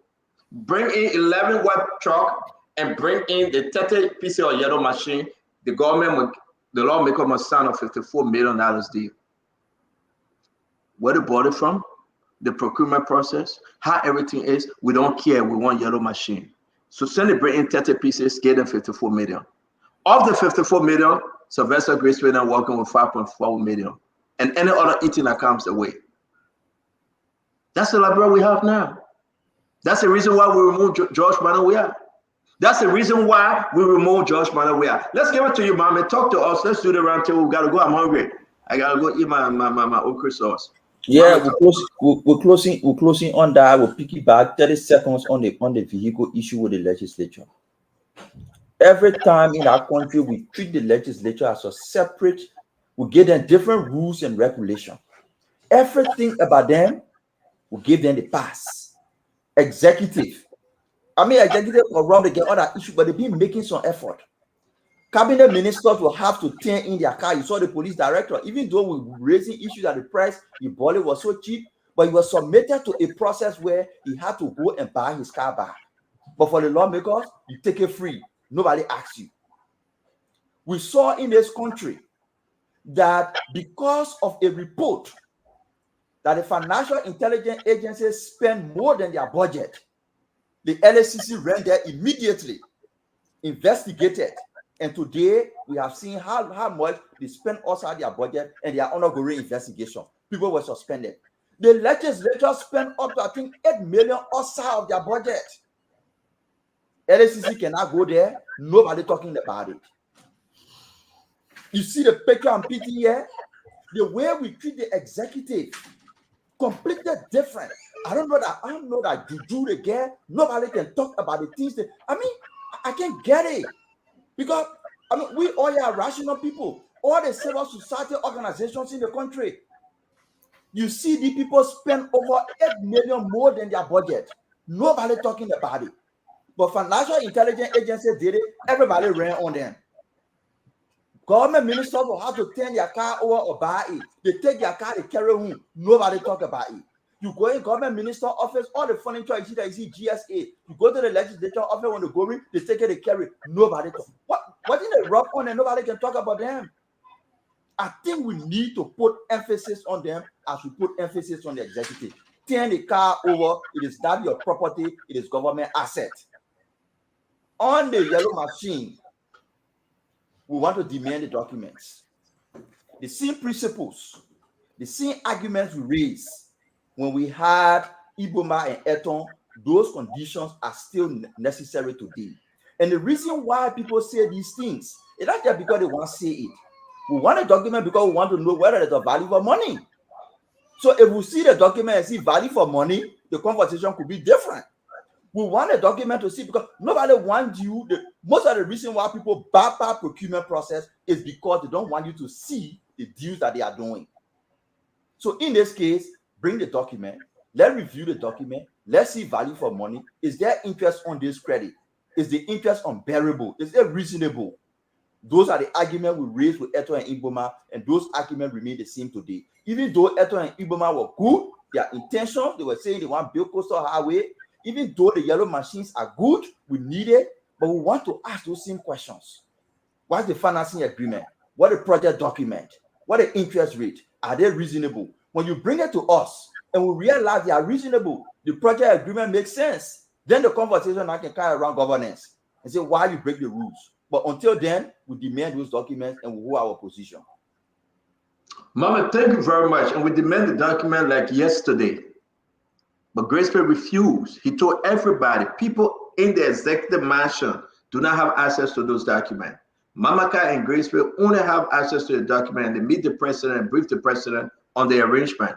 Nobody have access to those documents. This is why we removed President George Manawea. This is why we think that it was necessary to bring this kind of change to the Liberian people. For Graceful and Mamaka to receive the kickback and negotiate for the kickback in such a manner?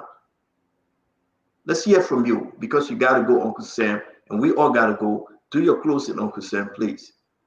So my other thing is like exactly what I said. Let's see the documentation. You know, let's see the documents. Let's see interest rate. Let's see value. Let's see how many. Let's see the cost, who the supplier is. That's it. Okay. Even though you've broken the procurement laws, but the people feeling out there is the wanting machines, right?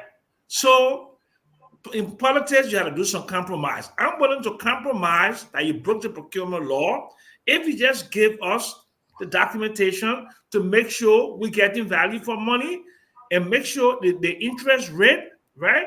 Whether it's concessional, because we're an IMF program country. If it's not a concessional loan, you can't take it. You can't take a high interest rate.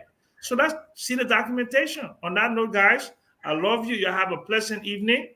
And I got to run. Sorry, thank you. Got to run. Thank you, Augustin. Thank you very much. Fadiga, you want to go ahead and do your closing?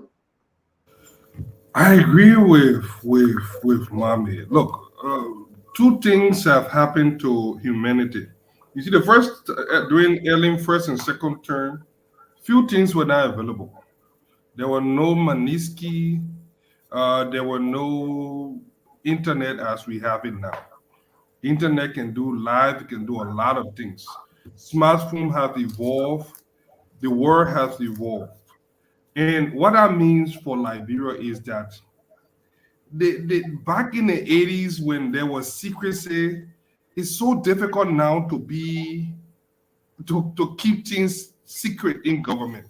I don't care how much you try. The best way to deal with these things is to jump ahead of the story and come forward with information. Because if there is any devil in this whole process, it will be in those documents. And the more information you put out there, it could do one or two things. It can either make people to talk more or make people to shut up their mouth. What we have seen with this whole document, yellow machine, is that the Liberian people want it. It's a game changer in this country. What the people want now is the detail. What is in it? And there is no way we can avoid it. At some point, those documents will have to come out. How we present the document, how fast we present it as a government, I think we say a lot, but it has to come out at some point. And the sooner we do it, the better we put this whole thing away, because the whole concept of yellow machine is not a bad thing. In fact, it's a game changer for someone to even have that foresight to know that we keep doing the same thing over and over, paying roads, that we can have our own machine, our own infrastructure to handle one of our cardinal problem, roads. So I think it's a good thing. How they get those documents, whether it's concessional and all those stuff, that is what the people want. So people are paying attention to this. In the spin cycle, look, the president have one thing on his side. He has enormous support from the Liberian people, despite all the hullabaloo and noise here and there. The president, if we were to do a poll today, a lot of people still believe in this rescue mission, and they believe that this government will deliver. We just have to, we may have started with some force, or have some force start, but it will get better. People are hopeful again. People are getting happy again. People are mingling again. People are interacting again. So things will get better. But I think this yellow machine stuff that we have talked about, I think it's about time that we show the Liberian people a good deal. And, let us present them with those documents, because there is no way we can get it. No way around it. It will have to come out one way or the other. In the media, in the legislature, and people will not rest until this thing come out. So we have a very good thing going on. We just need to do it the right way. And I'm in agreement with everybody. We have to do it the right way. There was another thing again that we're talking about, I don't know, did anybody talk about about the incident at the port or anything, or we'll talk about it tomorrow? No, let's talk about it. I mean, Dama, can you come and explain? Let's do it right quick. Let me just stop because hold on. Let's listen because we called the gentleman from the port. Then we'll come back to you. Dama, what was the conversation like with Charles Robert? You're muted, Dama. You're muted. We did call Charles Roberts, the gentleman in the middle of all of this, but based on his role as a security personnel and the fact that the matter has been filed with the Liberia National Police and the authorities of the NPA, he opted not to speak to the issue. But we did speak to eyewitnesses who were on the scene and some from the LBS who were on the scene, some of our friends that we have.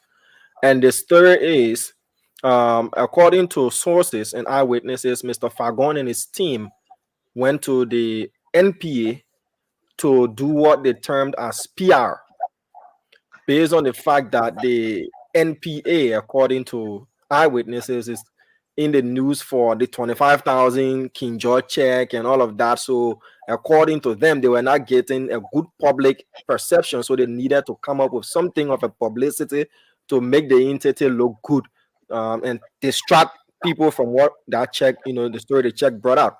So when they went to the NPA today, Charles is in charge of intelligence at the National Port Authority. So when Charles noticed that Mr. Fagon's team had, airlifted a drone and they were having cameras all around, according to eyewitnesses, the ISP protocol, you cannot go to the port and just start, taking video footage and taking pictures and all of that. So Charles, according to eyewitnesses, was engaging the crew as to why are they video recording and whose authority are they using to video record at the port. And that was when Mr. Fagon, the Director General of the Liberia Broadcasting System, reportedly came in a horrid manner and then asked him why is he stopping his people, from video recording. And he said the same thing, that you cannot video record, without management approving. And even if management approves, the security should be in a know because we are the ones running the safety of the port. And then reportedly, Mr. Fagon told him, do you know who I am? I am Eugene Fagon. I shouldn't be talking to you. I should be talking to your manager. And according to eyewitnesses, the conversation didn't even last a minute and 30 seconds, And then Mr. Fagon reportedly gave him one woto script, And about one slap down. Yeah, one slap. Yeah, gave him one slap. And that was when colleagues intervened and all of that and said he should forward the matter to the authorities, the relevant authorities. But Charles declined to speak because, again, he said his role as a security officer wouldn't allow him to speak. And secondly, it's an ongoing investigation. We've made all efforts to call Mr. Fagon, but all of our calls haven't been. So Fadiga reached out to Mr. Fagon. Thank you, Dama. Let's hear from Fadiga. Fadiga, what did Fagon say? Did you get him? Did he speak to you? Yeah, when the news was circulating, I spoke with him earlier today, and I don't think it was a big incident. Look, what happens in this country is sometimes security personnel, sometimes people get overzealous. Well, what did Fagon say first before you give your opinion to him? What did he say? I'm coming to the point. Yeah, let's hear what he said. Then you give your own opinion. Fagon had been a call to this port. He has consulted with the deputy director for administration at the port, and they wanted to do a documentary over issues that were going on there. So he went with his team. He went through the gates and entered. If you see a man already in the premises, and you know that he's another director from another agency, he said we are here to do something. What did Fagon say? I beg you, still this is what he's saying. I'm summarizing it. So Fagon saying that they went there to do this documentary, and while filming, this guy came to stop him. He was very, shouting and saying that he couldn't film him, and Fagon told him that if he had a problem with it, he should take it out with his administration. And the guy got furious, and a little brief altercation occurred, and he was apologized to. The administration apologized to him. They told him sorry for this guy's misconduct, and that was it. And they were going to do. Did he slap the guy? Did he admit, or he denied slapping him? Oh, the slapping part, there was an altercation. I don't know what I resorted into a physical Did slap. he slap him, or he didn't slap him? He didn't say. He didn't say, and I didn't push that line. But what I heard. Can we pause you while you ask Fagon? Because this gentleman on the phone call said Fagon slap him. Well, what was the situation is Fagon was apologized to, and they begged him to for them to forget about it. So that Fagon on the story that they apologized to him. The administration, because he was asked to be there. No. I'm not saying whether he was asked. I'm asking to you because you called Fagon. Fagon on the story that Sekou Doucle and his team apologized to him. Fagon, is that what he said to you? Yeah, that's how it ended. So it was not a. Okay, so but you couldn't ask him the fact that this man alleging or the man said Fagon slapped him. Well, a lot of things happened before the slap. Before. Okay, so you're confirming that Fagon slapped him? No, a lot of things happened. I don't know what he said before the slap. So are you confirming that Fagon slapped him? No, before the whole, we focus on slap. So I'm telling you that many. No. I mean, that's why it's in the question that the LBS boss slapped security intelligence. Because people like sensation. We love. Let me bring the other guys back again. What I gather is that there was an altercation there. No, I just wanted to hear what Fagon say, and that's why we asked you. And that's why we asked you to call Fagon. The poor Kennedy, the story is everybody's saying their own, but when we reached out to this gentleman called Charles Robert, he confirmed to Diamond that Fagon slapped him. It's all on social media that Fagon slapped him. And if Fagon's saying something contrary to Fadiga, then I think Fagon should speak on this to clear the air. Did he slap him or didn't he? The question remains, and we need an answer, and Liberians people need an answer because this is embarrassment if it is true that Fagon crossed the line, to hit another Liberian employee while on duty. I think it is a crime. And then folks, you ask him what I call him. No, Fadiga and myself agree that Fadiga will call Fagon and Fadiga call Fagon. I don't need to call Fagon. Fadiga have already called Fagon. So let's hear you, Paul Kennedy. Yeah, but I think there should be a further probe into this. What I'm hearing from Fadiga is not convincing as a real story, and I'm saying it's not convincing in the essence that Fadiga is not giving a comprehensive story for us to understand. You asked him whether there was a slap, he said he doesn't know, and now we're hearing one party is saying there was a slap. So Spoon needs to do its own independent investigation. To be able to get the whole truth. But if my friend Eugene Fagon slapped anyone, nobody's beat on anyone in the civilized world, regardless of what happened. I don't even want to know what happened. If there was, in fact, an assault in that process, I think, it should be further investigated into. And because we don't have the whole truth, I wouldn't speak much to it anymore. So let me come back to the issue of the astronomical payments made to the government official, especially the folks in the legislature.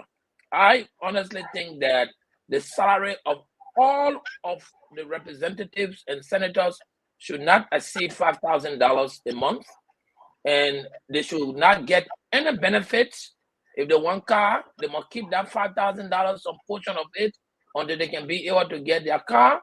The only other operation money anyone in the legislature should get is the cost of operation for running their office. When you take on a public service job, nobody's forcing you to go there to get rich. You are going to that job to serve government.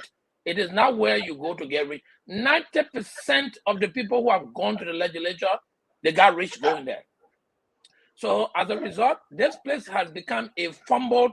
The last time we ran for legislature position, there were 1,000 persons running for 103 positions. 1,000 candidates. It was just too much. Everywhere here and there, people go to the extent of fouling the system, cheating the process, only because they want to get into government. So you're paying ministers and deputy ministers $5,000 and $6,000 a month, but you are paying somebody $6,000 to $8,000. Besides that, you're giving them $3,000 for gasoline. You are giving them $30,000 every quarter to go on their farm. You are giving them $45,000 for car. You are giving them $5,000 for furniture. This doesn't make sense in a country that has a budget of $750 million that they can't even meet. If your budget was $5 billion and you're giving somebody $10,000 a month, in a per capita income where the GDP is less than $4 billion, I will agree to that. But you got a budget that is less than $1 billion, and then you pay somebody who comes to work 3 days a week and does nothing because none of them have passed law. Over this 7 months, I've seen one law, any of them have written that makes sense, that has improved the lives of my people in Bapolu. But you are paying them $45,000. They go to a retreat, they take $13,000. They go to this place, you get them $45,000 for car. You get them $5,000 for office. What is the function of the GSA? Somebody needs to tell me. And then still don't listen. I hate the hypocrisy you got on the show. When Nathaniel Magel was there taking things, you are putting them on Joy Weir. Now you have Grace Bay taking things, then you're putting them on Grace Bay instead of blaming Buckeye. That's hypocrisy. The head of government is the president of Liberia.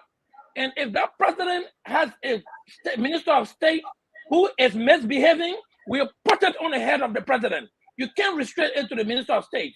I want to disagree with you that Grace Bay is doing this, Mama Kai is doing this. Why are you not calling Buckeye? My uncle Your whole attitude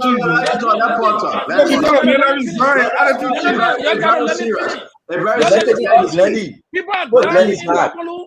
People are dying in Bapolu where there's no electricity right now at the hospital. The hospital shut down at 11 o'clock at night. And you say now you're laughing with it. It's not a laughing matter. We do not need 285 yellow machine at this time. Did somebody even do the investigation to see whether we needed it?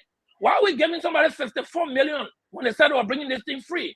The first time I heard the yellow machine thing, I was dancing in the room. Who said it was free? Don't do this. Let me finish my point. Don't do this, because government has not to tell me any position of what's happening in the yellow machine. I have the right to speculate on it. If government wants me to know whether it's free or whether it's paid for, they have the moral responsibility to tell me as a citizen of Liberia what they are doing before they even go and start bringing yellow machine. Now you got them sitting down at the port, then you want me to guess whether it's been paid for or it's not. If Fanatic Kofa approved that $54 million, I will have personal problem with Fanatic Kofa. I'm telling you this. I don't think he should approve it. Let them carry the yellow machine back. Let them go through the procurement processes and make sure the Liberian people agree to it before you bring 54 yellow machine in the country. Look, Stanton, we need to stop playing with the people in Liberia. We need to follow the rules of law. The rules are there. To procure anything to bring, you need to go through a process. The president is not above the law. He should not be bringing things into the country before trying to do it. When Joy Weir did it, everybody on the show had a problem with him. I don't expect my uncle Buckeye to do it and walk away with it. He does it, we'll call him to the show. So I think we should be honest, realistic, and when we approach the issue of Liberia, So this has been a very good show. Let's make it better for our people. Thank you so much. Thank you very much. You finish talking your point. We got people to talk to, but Poke, thank you. I'm not covering for President Buckeye. I'm not. There's a reason we are still speaking truth to power today. I would not cover for President Buckeye. But my approach, the gatekeepers, the Mamakai, the Sylvester Grisper, the Madera Cooper, the Summer Kofi Woods, the Dr. Corning, let's name them, the Colonel Cry, let's just name all of them. Most of them, they are not good people. They are bad. And we are there to remind the president, you have to make the change necessary for your legacy. Make the change necessary to help our country. This is not the Joseph Buckeye we know. Have you sat with him? hours upon hours just lecture and talk about the goodness of the country? While you're eating or while you're watching a football game, let him talk to you about what you want to do. Why the president having a 360 turnaround? Why? This is not the President Bwaka we know. Oh, was President Bwaka hiding something and pretending? Fadiga, I love President Joseph Yema Bwaka. But the way we fought George Mano, we are. If President Bwaka walked that walk, we'll fight President Bwaka. That I can assure you. We'll remind him. That I can assure you. I don't bite and blow. If I bite in, I bite all in. If I blow in, I blow. That's why they love me. I don't care how blending will look, our business, because I say the truth. The president on this yellow machine, those are advising the Mamaka, the Sylvester Grisby, they did it because of the kickback. The president on the buses, those that advised the president, they did it because of the kickback. The president on the MedTech, on the CTN, on the Western Cluster, on the Acela Mita, the B Mountain, because of the kickback. I will put this document up since you remind me. And let me take this time to do this, my closing. You close it? I tell you, when you close here. Look at this. Look at this list, mommy.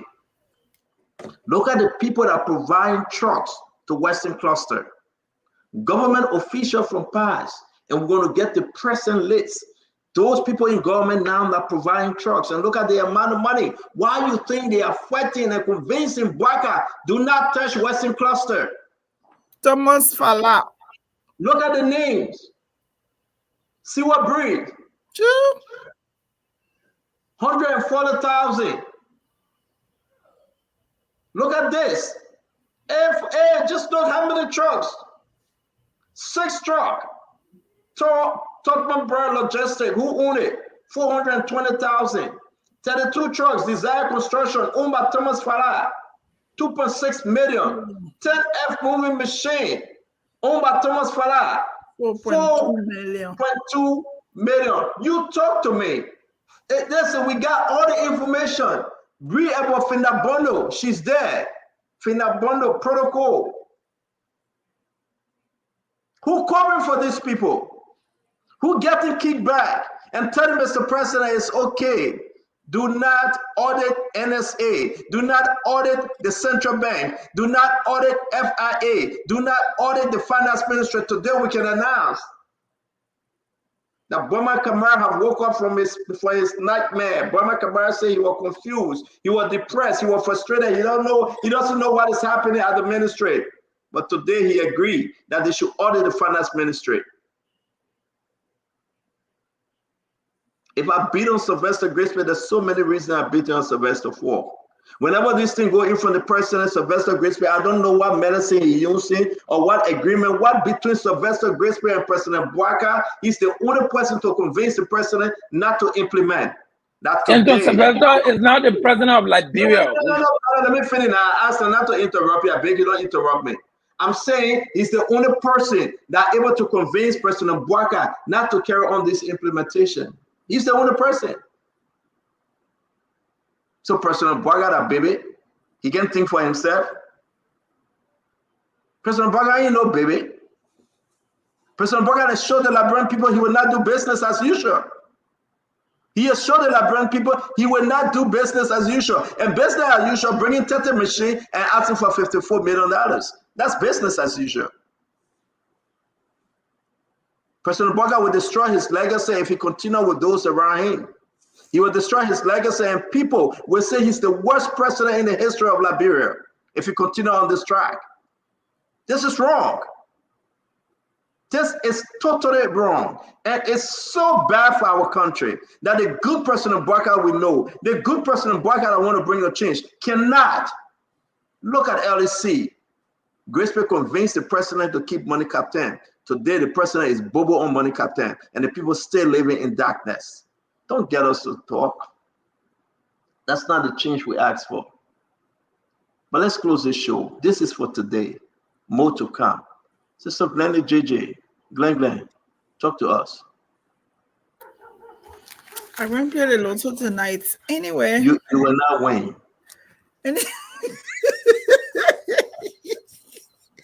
Look, two things. Paul Kennedy. You will win. Paul Kennedy, I will win. I ain't even listen to that man there. I listen to that man. I go play that lotto tonight with my Glenn. Paul Kennedy, you expressed my direct sentiments. I think it's about time that we start blaming President Boyka. He is the leader of the country. It is not Grisby. If Joe Boyka sits there and continues to be silent, Bobo, we call George, we are Bobo, continues to be Bobo and not saying anything. We need to be true to ourselves. We need to be objective. We need to speak truth. These things cannot be happening under his watch and he's not saying anything. It means that if these things are going on and he's not speaking, he is sanctioning these things. Who will they hold responsible tomorrow? Grisby? No, they will hold Joe Boyka. He was elected. He is the president. Cannot continue to be silent and these things are happening. And I've said this all along for this yellow machine. If the government is silent, if there's no information, the people will continue to make assumptions. And we'll interpret it just how we want to interpret it based on whatever information we get. And you know, Fadika, every time I hear responsible government, I always tell Fadika, those are her two favorite words. Responsible government should act so that the people can understand and see, and there should be some degree of transparency. What is so secret about this yellow machine that we're not hearing? But there are other people that will be blamed also. Yombli Kanga will be blamed. She's in the Senate. Fonati Kofa will also be blamed. He's in the House. If the executive branch is not functioning correctly, that's why we have the legislative branch to hold them accountable. Why are they not asking about this yellow machine? Why are they not calling these people, Grisby and other people, to question them about this? Why is it not in their interest to let the Liberian people know what is going on? No, we will not blame Grisby. We will blame Joe Boyka. These are the things we condemn Josh Weah for. And if Boyka is coming and falling in the same trap, we will condemn him. So help me God. This thing cannot continue. It is wrong. The Liberian people deserve to know. We need to know what's happening. We need to know who's behind the machine. We need to know all of this. Can't be spending money and not know anything. But I want to also say, speak truth to power, Eugene Falcon. If what is occurring is true, you know, Fadiga try, but you will not make it. Fadiga really try. Are a friend? Try. You're not here for friendship business. If you are a professional man and you go out and you behave unprofessionally, we need to call you out. So if it is true for what Eugene Falcon has done today, it is wrong. They should suspend him immediately. Any investigation. That means it so. He should be suspended. This is a government official going to another government entity, and we're hearing this story from them. Even if it's false, the fact that it is false and we can't hear him now talking about it. It leads you to the point that it must be investigated. They need to suspend him. He say, you know who I am. Yes, I'm Eugene Falcon. So let's suspend him and investigate him. It's wrong. There's no way you can sugarcoat this. No way you can cover it. He's a professional. He must behave professionally no matter where he goes. But what's this? Gary, I don't like to interrupt you. What's the thing that getting in this new Unity Party people head? I don't know. But what's going on here? I don't get it. I mean, is this what we fought? The team want to make you cry. I'm sorry if I'm taking your time, but what's going on here, Glennie? It's wrong. You forgot where we came from? I mean, credit say, even if the guy asks him, and I'm just going off, and this is another thing. I know I will get beat up for it, but because we don't have the facts from Eugene Falcon, we don't have his direct side of the story. We are led to assume that whatever is happening is the truth. Until he comes out and clarify that this is wrong, we will go based on that if he acted like that today, he should be suspended. They should investigate him. And I hope that Jeremiah Pierre is listening to it, because this kind of behavior we should not encourage from anybody. He's a professional. He must behave professionally. You can't go to another government entity and be asking who cares who is using Fagon. Go do your job. This is wrong. Thank you very much. Let me bring in Conor Gray. Conor Gray? Well, Stanton, there's no reason why a security officer must be slapped at his job for lack of information. If the management deemed it necessary that they carry on a documentary, the first person that should be aware is the gatekeeper. That is not where you go and exert your authority. And to slap someone who was just doing their job because they were not informed, and that's unprofessionalism to the top of the core. And I know definitely if we get to the bottom of this, there were more than that. Sometimes power gets to people absolutely, and they become extremely anxious to just exercise that authority. Look, no, Remy, that was not what happened today, though. Well, yeah, but you can Remy close. Can you please, Fadika? You don't have to defend everybody, though, Fadika. No, but I don't want you to make assumption. Let him make an assumption. He's let him make his assumption, Fadika, please. As far as I know, the incident occurred at the center of the port, the center of the security officer, who said you cannot videotape anything within the walls of this port. I am not informed. And that Rem, he was already inside. If there was he was already inside. Well, whether the center, Eugene Fagon wants to know the truth. Let him clarify it. Let Eugene Fagon I beg you guys. We gotta go. The Nelson supposed to come with his show. It's 8 o'clock already. 12 o'clock in Labrador. Conor, can you just interruption? It is within the security perimeter of that gentleman minding the port. That is his function. Anything that is about to go on there, he must be informed. Whether even the president. Let us stop this kinds of abuse of power. That I'm the man. You don't call the security status of the port as managing director of LBS. That's way above your pay grade. You know what? I blame the management for not letting this guy know that, look, Eugene Fagon and others will be coming here to do a documentary. Who's supposed, of all people who should know? It should be that security officer. That great man, that guy was only executing his duty, and he got assaulted. That's a different way of doing things. You understand? And then secondly, let me say this. Let's come back to this Swakoko issue. Let us see the entire budget. So we know exactly they are getting almost $500,000, just 4 of them. $500,000. As I think the board, the board chair is getting $24K, and then the other people are getting $20K. You add that up per annum. It's nothing compared. So what are they hiding? This idea that when you do something, you run to the executive mansion to a prime minister that is there, and then they take decision. That is the old way of doing things. That is what this is. So look, for all due respect, I know you want to blame the president for this, but you know what? There is a prime minister system in our governance that need to stop.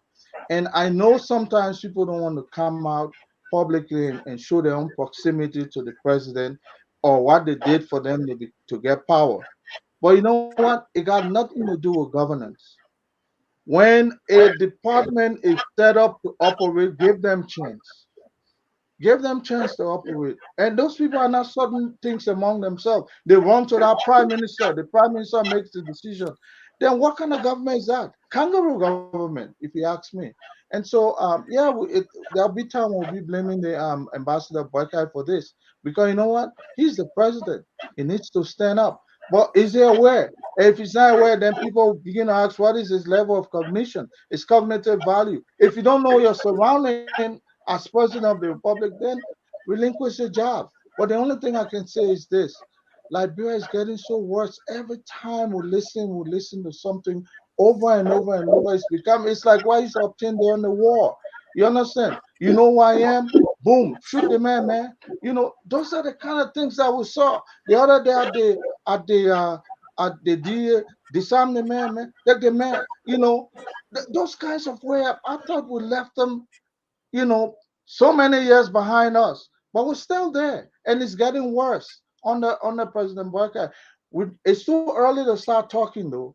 That's why you see some of us are holding our breath, but we'll not let the chase. We'll go after it sometimes, and soon we'll get there, my brother. Thank you. Well, thank you very much, Dr. Richardson. Can you take us home? And folks, let me announce we'll be sharing the address of where Dr. Richardson will be having a birthday party. It's a graduation party, birthday party. It's here in New Jersey, very close to Delaware Memorial Bridge. I'm just waiting. Abraham so send me the address. We'll share. They got no address. Don't test him. Roasted meat, soup, wherever you find yourself. Listen, it will be big. It will be very big. If you want to see me, I ask you to come to the party. I will be there.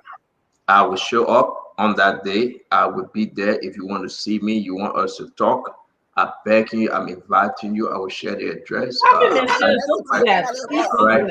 Dr. Richardson, get dry rice, fufun soup, roasted meat, roasted plenty. Look, let me just finish. No, can I get my announcement real quick? No, I'm interrupting you. Listen, I got 3 words to close today. No, I'm on time. We're closing right now. Just 3 words to say, you know, like Paul Kennedy, I await the findings from the investigation regarding what happened today at Freeport. Well, but because when I hear someone like my colleague Fadiga say securities are over ambitious in this country, that's where I just put a brick on. I don't want to hear anything else until the facts come out, because you already biased when you try to describe security as over ambitious. So I don't want to hear it. The second thing I have to say is overzealous. Sometimes it can be overzealous. Okay, overzealous, or ambitious, whatever word you use, they are very synonymous, if you know what I mean. Okay, thank you. Number 2, you know, Glennie, you said it very well. I really need to close. Glennie already closed for us. She captured everything that everybody was saying. The buck stops with Bucka. The buck stops with Bucka. Bucka Dana baby. That's it. That's all I have to say. Goodbye. And I'm not having no huge. Don't follow Stanton. Stanton just know how. No, I know we're about to go. Dr. Richardson, what is happening on Saturday? What is happening on Saturday? Happy birthday to Uncle Pete. Uncle Pete turned 75 years old. Happy birthday, Uncle Pete. Of all counties.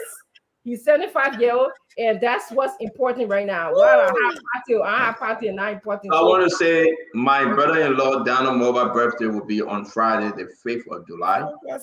My son's birthday will be on Saturday, the 6th of July. My mother's birthday will be on the 23rd of July. And I also want to announce. Please say your house address. We're coming to your mom's birthday. The party is your house address. Say your house address. We're coming to your address tomorrow. In fact, focus on you and leave the other people. Post your address. We're coming there. So sometimes if a female like you to the extent that you don't like her, that's what happens. So she will talk, even though I've been knowing her, she will talk about me. But even though I ain't knowing Penny, she will talk. But I want to announce tomorrow we'll make the address available. I want to say to everybody, tomorrow on the show we'll have Winfred Russell. We ask you to please come out. He gets some announcement to make. You know, early voting started on Friday. Winfred Russell will be here. He will be giving an announcement. We'll open the phone line. We'll talk to people in Minnesota in that area for you to please go and vote for Winfred Russell. It is important. Just go and do it and leave. Do it early voting. Early voting. Just do it or go home. You don't have to do anything. You don't have to stay online. You don't have to cry. You just go there, you drop your vote, you go home. If you want someone to help you to fill it up, he will talk to us tomorrow. So tomorrow we have one for Russell. Now, the issue of Fagon, let me tell you something. Fagon is a friend and a brother to me. If it is true that he slapped somebody at the court, it's wrong. Listen to me. If it is true, it's wrong. Fagon knows better. If Fagon slapped anybody at that place, he had brought disgrace to this government, and he had brought a disgrace to Jose Yimabwaka. I hope it is not true. I strongly believe and I hope it is not true. I hope he can resolve this issue if it is true. And I hope Fagon govern himself well. This is a government. Government come, government go. But we the people remain. So if you are fortunate to work in government, humble yourself. It's not you know who I am. It's not that I'm stamped on what is for no. Humble yourself and the Lord will lift you up. I hope this is a warning and we should all have a 360 degree turn. We'll continue with the story with NOCAL. Believe me, you, it's deeper than you thought. We'll continue it more. Mommy, you will have the last word. And we have Mommy, do I know who you are to speak? 30 seconds on Fagon and what happened to the court. Whether it is true or it is even lie that Fagon did not slap somebody. Here is my message to my brother. Do your work. Slow down. Pay attention to results. When the whole thing was happening at the DEA, I said on the show to Mr. A.B. Krumah, I said, whether people are accusing you right or wrong, or whether all the things that are happening you right, slow down. My mother told me, when you and people live in the community and all the time there is confusion, in all the cases they investigate, they say you right, it means you get problem. Even though you right, all the cases, my mom say they investigate 100 cases, they say Amula, you right. But it means you're having confusion with people. But they say you right. It means you get problem. You must sit down and evaluate yourself. Brother Fagon, you right or you wrong, evaluate yourself. But it also shows lack of coordination at the court. That people will be coming to conduct surveillance of the port and the security is not aware.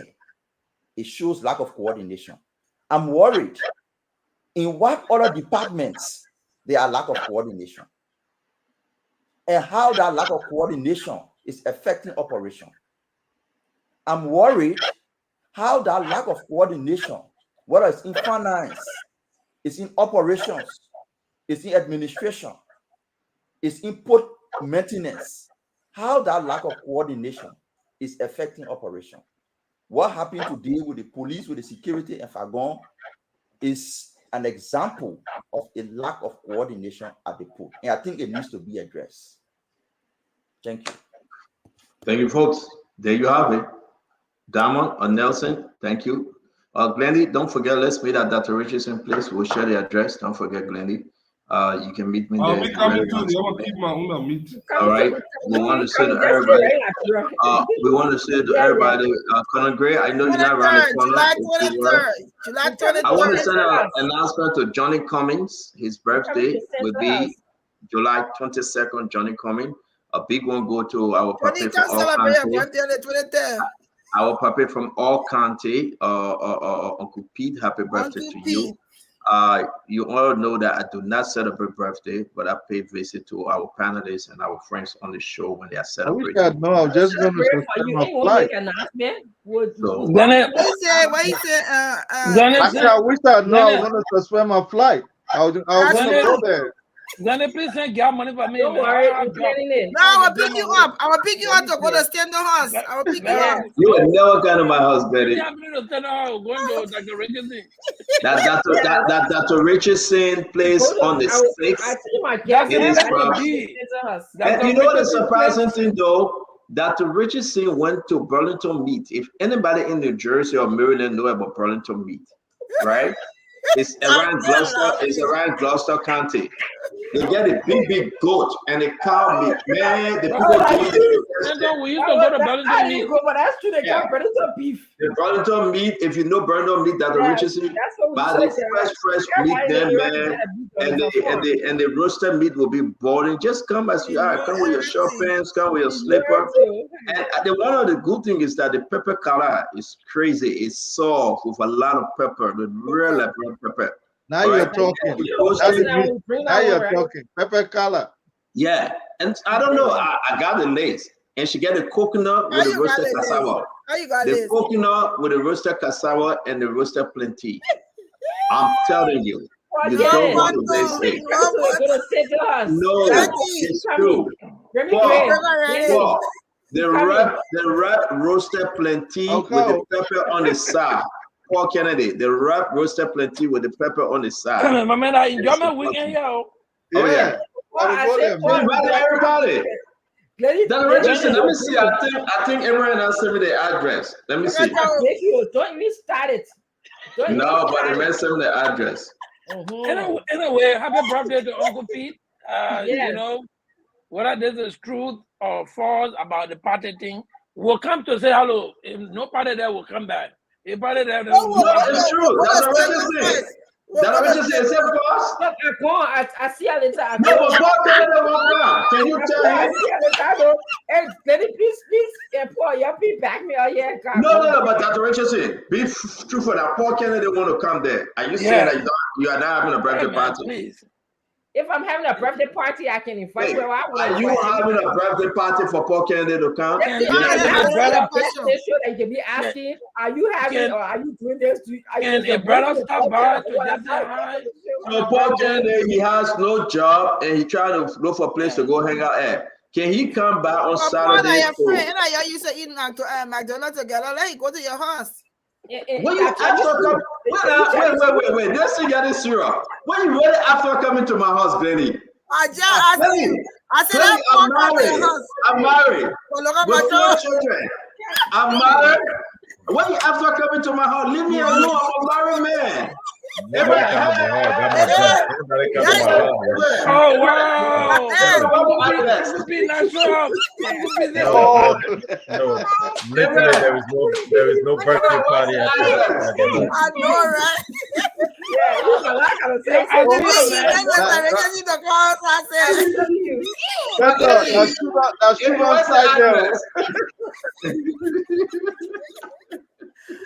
You want to mention that site? Yeah, oh yeah, that shooting side, right? The military guy. We want to say thanks to everybody. Thanks for joining Spoon Talk. Again, join us tomorrow. We'll be having a great show, Diamond. Thank you very much. I know Nelson is checking in, but I gotta go. He gotta do his show. And we'll see you guys tomorrow. Thanks to everyone. Have a good night. Thank you so much for watching. We will be back here tomorrow with another edition of Spoon Talk. The Late Night Politics with Nelson Collet is up next on the Spoon Network. My name is Diamond Slanger. I've produced tonight for you, bidding you a pleasant good morning from Liberia. Bye-bye.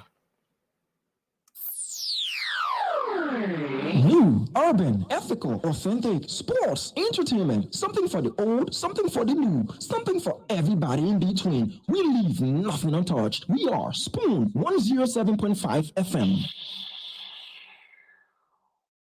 From the top of Vologisi to the beaches of Maryland, we cover Liberia like nobody else does. This is Spoon 107.5 FM.